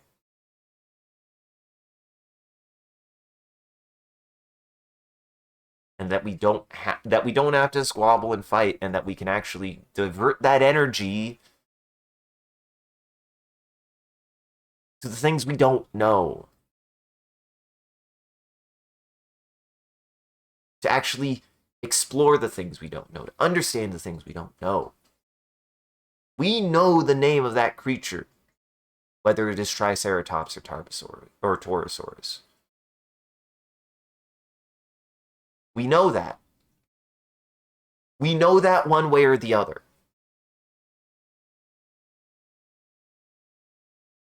We don't need to argue about it. We need to argue about the things we don't know. What we don't know is if Triceratops is a valid taxa. Currently. That we don't know. What we do know is Triceratops and Torosaurus are extant names. And what we want to determine is not which one to use. What we want to determine is which one it is.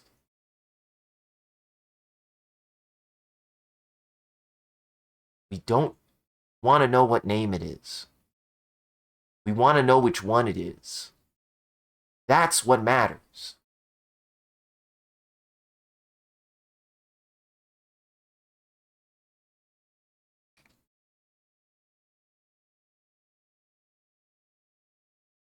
I'm gonna drink some water. Well, I don't think I'm gonna get the render done today. I just talked about this for 2 hours. I don't have any time left. I fixed the hands at least.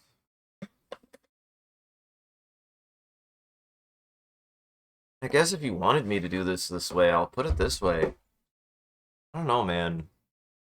I think I only get so frustrated by this is it's like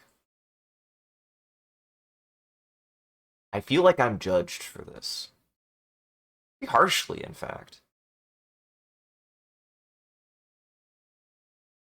I don't judge anyone if they were this way.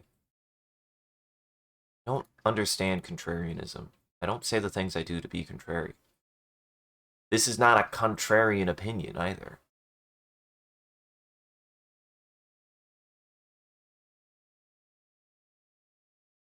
Yeah. Yeah, I know. I just don't like those even jokes. I care a lot about this thing. I actually really do. And I want to be able to share it so people can know it.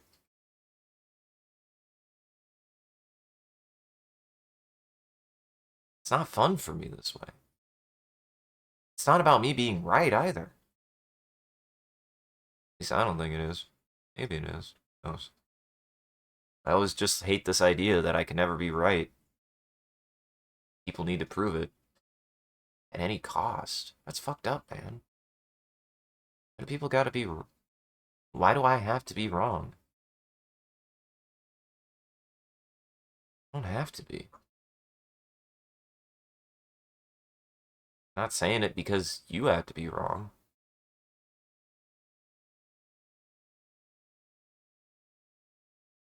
This is why popularity can't be used. Again, it's too subjective. Doesn't matter how... That's why we use Latin. It's specifically designed because people don't use it anymore. And it can be malleable. And objective be used. It can be changed. We have to use it this way because it can be changed.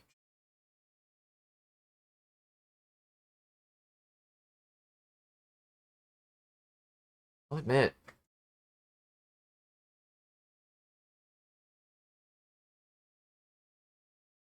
it's it sucks. It actually sucks.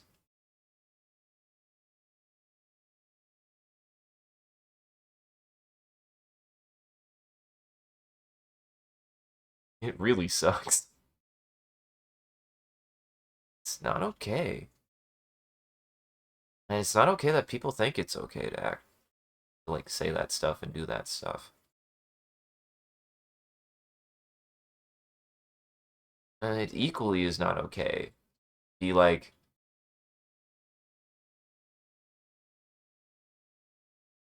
I don't know.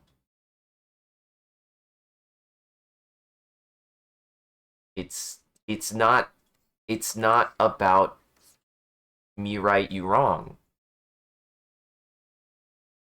And it's not about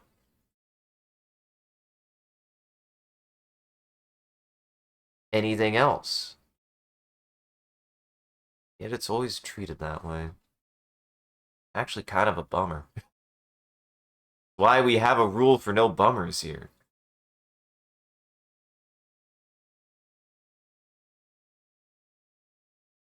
Yeah,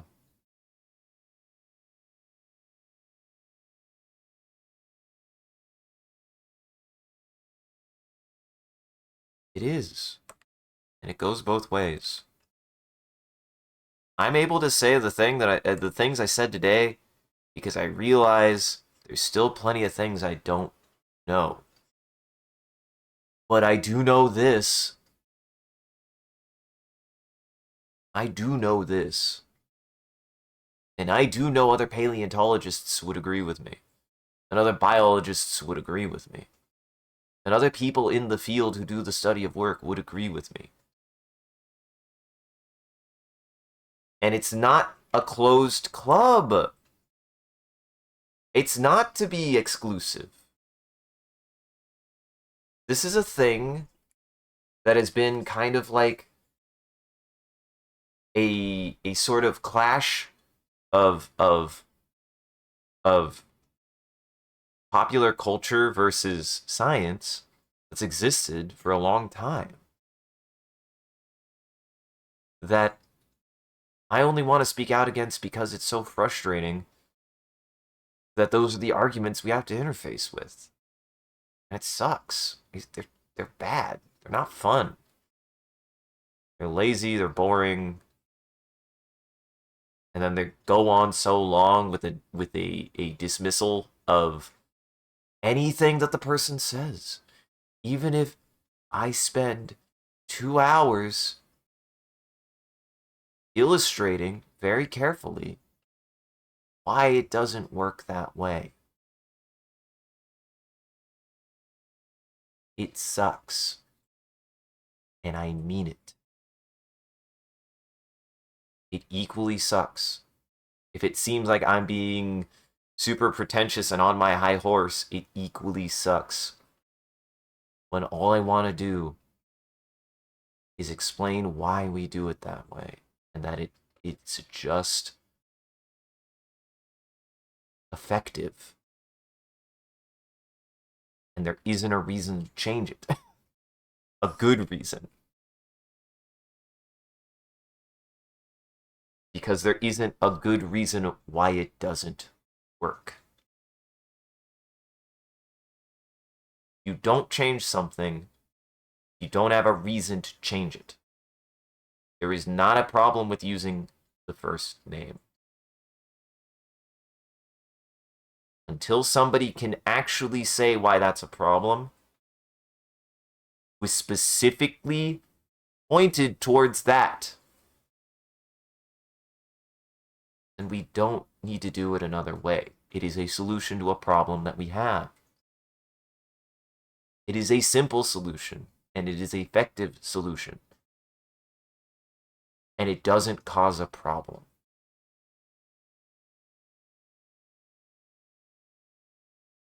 You don't change things that don't cause problems. Just saying. Well, some people do. Not a good thing to do, though. Just put it that way. All I have to say, like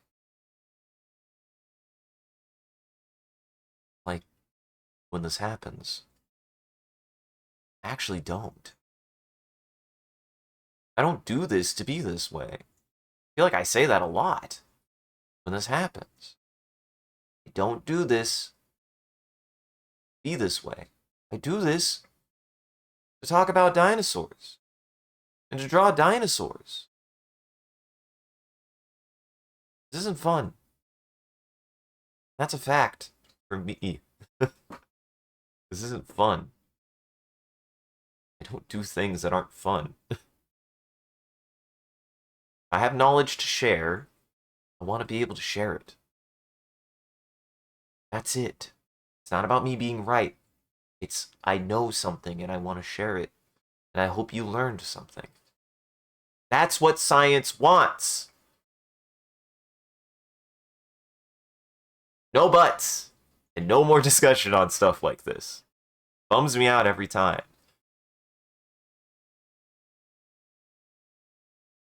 It's not an opinion that I have. It is how things are done. That's not an opinion.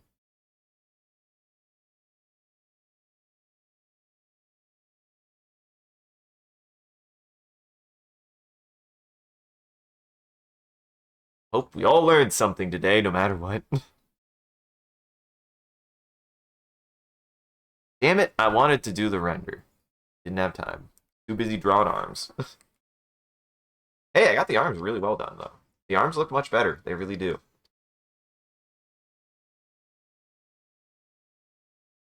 And I think probably in the future, if I ever run into this, I'll be like, I said my piece, I need to move on. And actually, I'll put this actually out there for anyone who does. Like, if the argument continues, I'm just not going to interface with it anymore. Wasted my time. That's not okay. Whoever you are. It's not okay. I should be done with this today, and I'm not now. And that sucks. And I'm gonna put my foot down on that.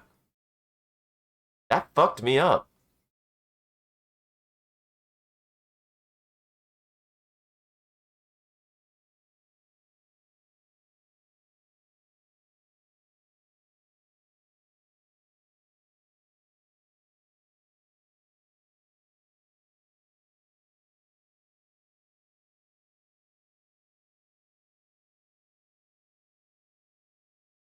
Eh.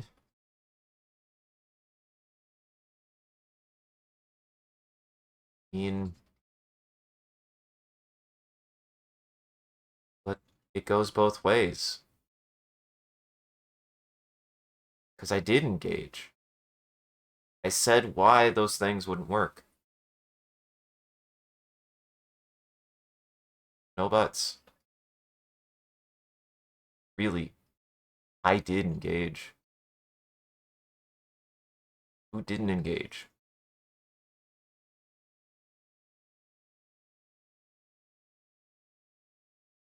Bums me out. Because I should have a render done now, and I don't. And instead, I got baited into this. And it sucks that that happens. That was my fault. And it still sucks. Because all I wanted to do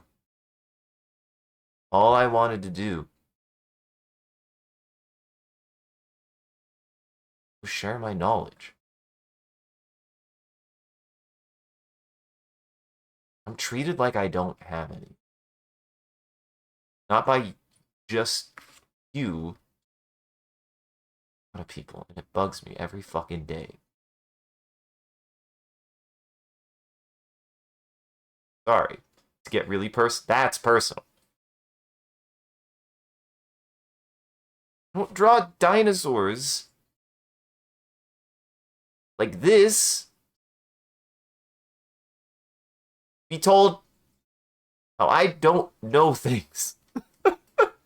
Everyone knows things.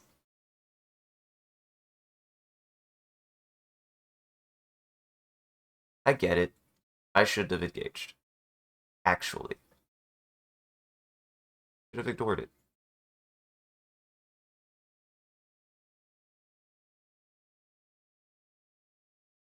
Because what was this for? And I just want this shit to stop. I've talked about this before. I'm sure I've talked about this before. I think it was this exact subject. I don't do this to people. That's the point. I don't know why people do this.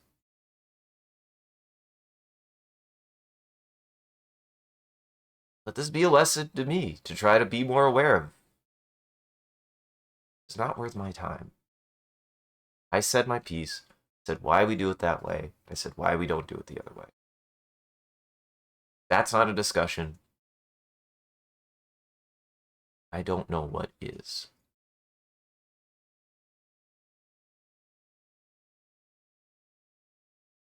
Because I engaged with the topics,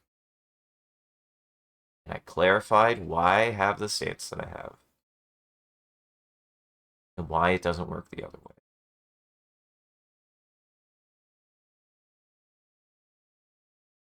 That's unfair to me. That's unfair to everyone who does work on this stuff.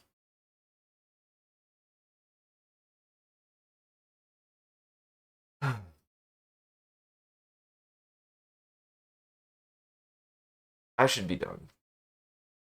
And I need to go eat dinner. And I need to go do some things. So, yeah. And I have to think about some stuff. So, either way, I'm going to go ahead and start wrapping it up. And I'll actually say something. I don't know how to make this a rule. This might become a rule Actually, no, I think it is a rule. Hold on. I think this goes against the rules of my channel. Hold on, let me take 2 seconds to think about it. I think I literally have a rule about don't argue, but not like in, like, ugh. I think I literally have a rule about no arguing like this. Do not directly be instigated with myself and the co-hosts or anyone else in the audience.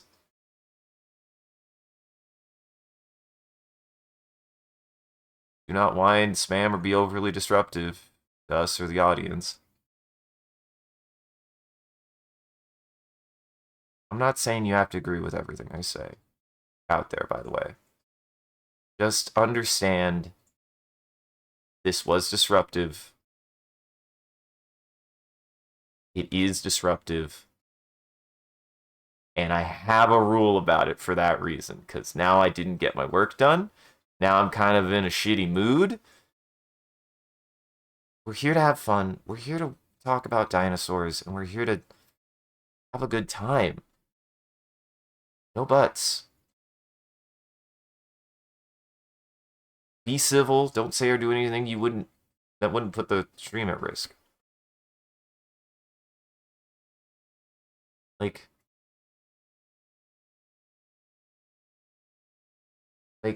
if I explain something,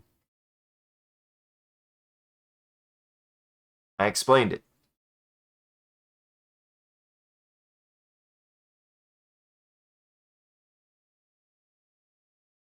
Like, it's not the place for stuff like this, actually.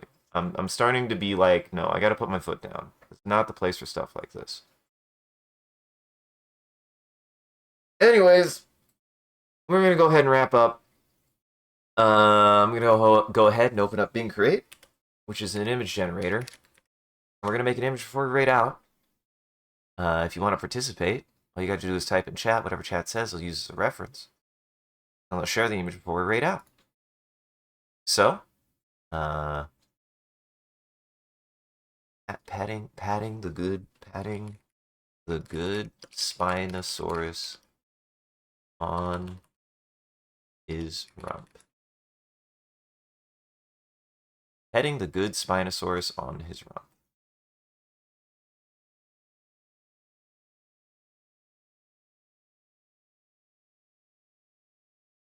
I'll give you guys a little bit.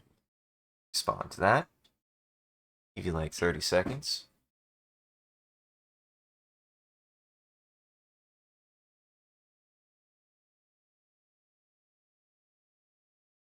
Apparently, this is just a quiet part of the song. It's like, huh. Huh.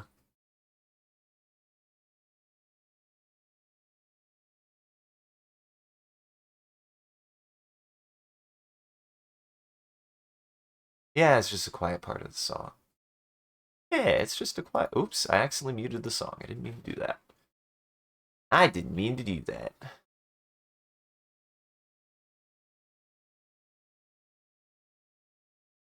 All right. I'll go ahead and plug that in. I'll go ahead and plug that in. And then as soon as it's done, we'll go ahead and I'll do my outro and we'll raid out. So, stick around to the very end. I also do a bit of a closing bit. We do raid after every stream, so that way the vampires or the daywalkers in our chat can keep watching. Does everybody else out there, make sure to go lock your doors and windows, because it's almost dinner time for daywalkers. And thank you for joining, everybody. Hope you had a good time and you enjoyed the show. If you're able to join the live show, then you're stopping by and chatting and watching. If you're watching this in the future, thank you for taking the time to go back and rewatching the pod. We appreciate it. If you're out there and you enjoyed this and you want to see more of what we're up to, I recommend scrolling down below and following and clicking any of those links. There's a link to all of our socials and everything that we post to, and the Discord. We post when we go live on any one of those platforms, as well as anything else that we're up to. And just generally, you can come hang out with the rest of the community there. It's a good time on the Discord. Speaking of which, a shout out to our community there. Post when we go live on any one of those platforms. Shit. Also, shout out to our community on the Discord and everyone who follows. You guys are a wonderful audience and we appreciate you. If we do anything particularly entertaining or noteworthy, feel free to clip it and share it on the internet. just make sure to also hashtag with MCCanary or link it back to the stream so people can find more of the good stuff we do here. And if you want to see the stream grow, you gotta let people know. I appreciate that people talk about the stream, and I encourage you guys to do it more. It does help us out, and it's just super rad that you guys are willing to do that. So go tell people about the stream. Go tell your friends about the stream. I won't. And as always, a huge thank you to our supporters on Patreon and Twitch. Your generosity allows us to continue to expand the stream as well as take on more projects, and the stream would not be made possible without viewers like you, so we thank you. If you want to see your name added to this list, as well as a couple of the benefits you can get, you could always subscribe directly on Twitch or check out the Patreon page here. It'll show you everything that you can get, and any amount is always appreciated. Once again, thank you. And thank you to Amounts who do a wonderful job of holding back the robot army to prevent them becoming famous. And thank you everybody for coming and hanging out. We'll get the render done next time. I appreciate everybody coming and hanging out. Had a good time. We'll get through housekeeping to get you on your way. Check out the rest of our friends in Goblin Entertainment. Here, that link tree has links to everyone's channels and everything that they've done, they've been up to, and the rest of my stuff here has everything that I post to. So you should go check out everybody in Goblin Entertainment. He is live right now. We'll go say hi to Dan, paleontologizing. He's a good guy. He does know a lot about paleontology. So if you have any questions about paleontology, definitely ask him. So we'll go say hi to him. Otherwise, have a good evening. Take it easy. We should be back later. Should be doing something. Should be doing something a little bit different. And remember, dinosaurs, names are subjective, no matter what. No matter what. Oh, God. Oh, I totally misinterpreted where the hand was, and I was like, why did they put the hand there? Well, nope, never mind. I didn't see the one in the back. Oh, no. Oh, that's awful. Actually, wait, hold on. Wait, hold on. This should actually be right here. Put it in the wrong spot. On the wrong screen. It's be here. Ah, that's better. Oh, no. Oh, jeez. Oh, beans. Ah, beans. There we go. I hate that they did that. I hate that they did that to that dinosaur. Ah, jeez. I clicked the wrong one. There he is, patting him. Yeah. Yeah. I'm doing my best.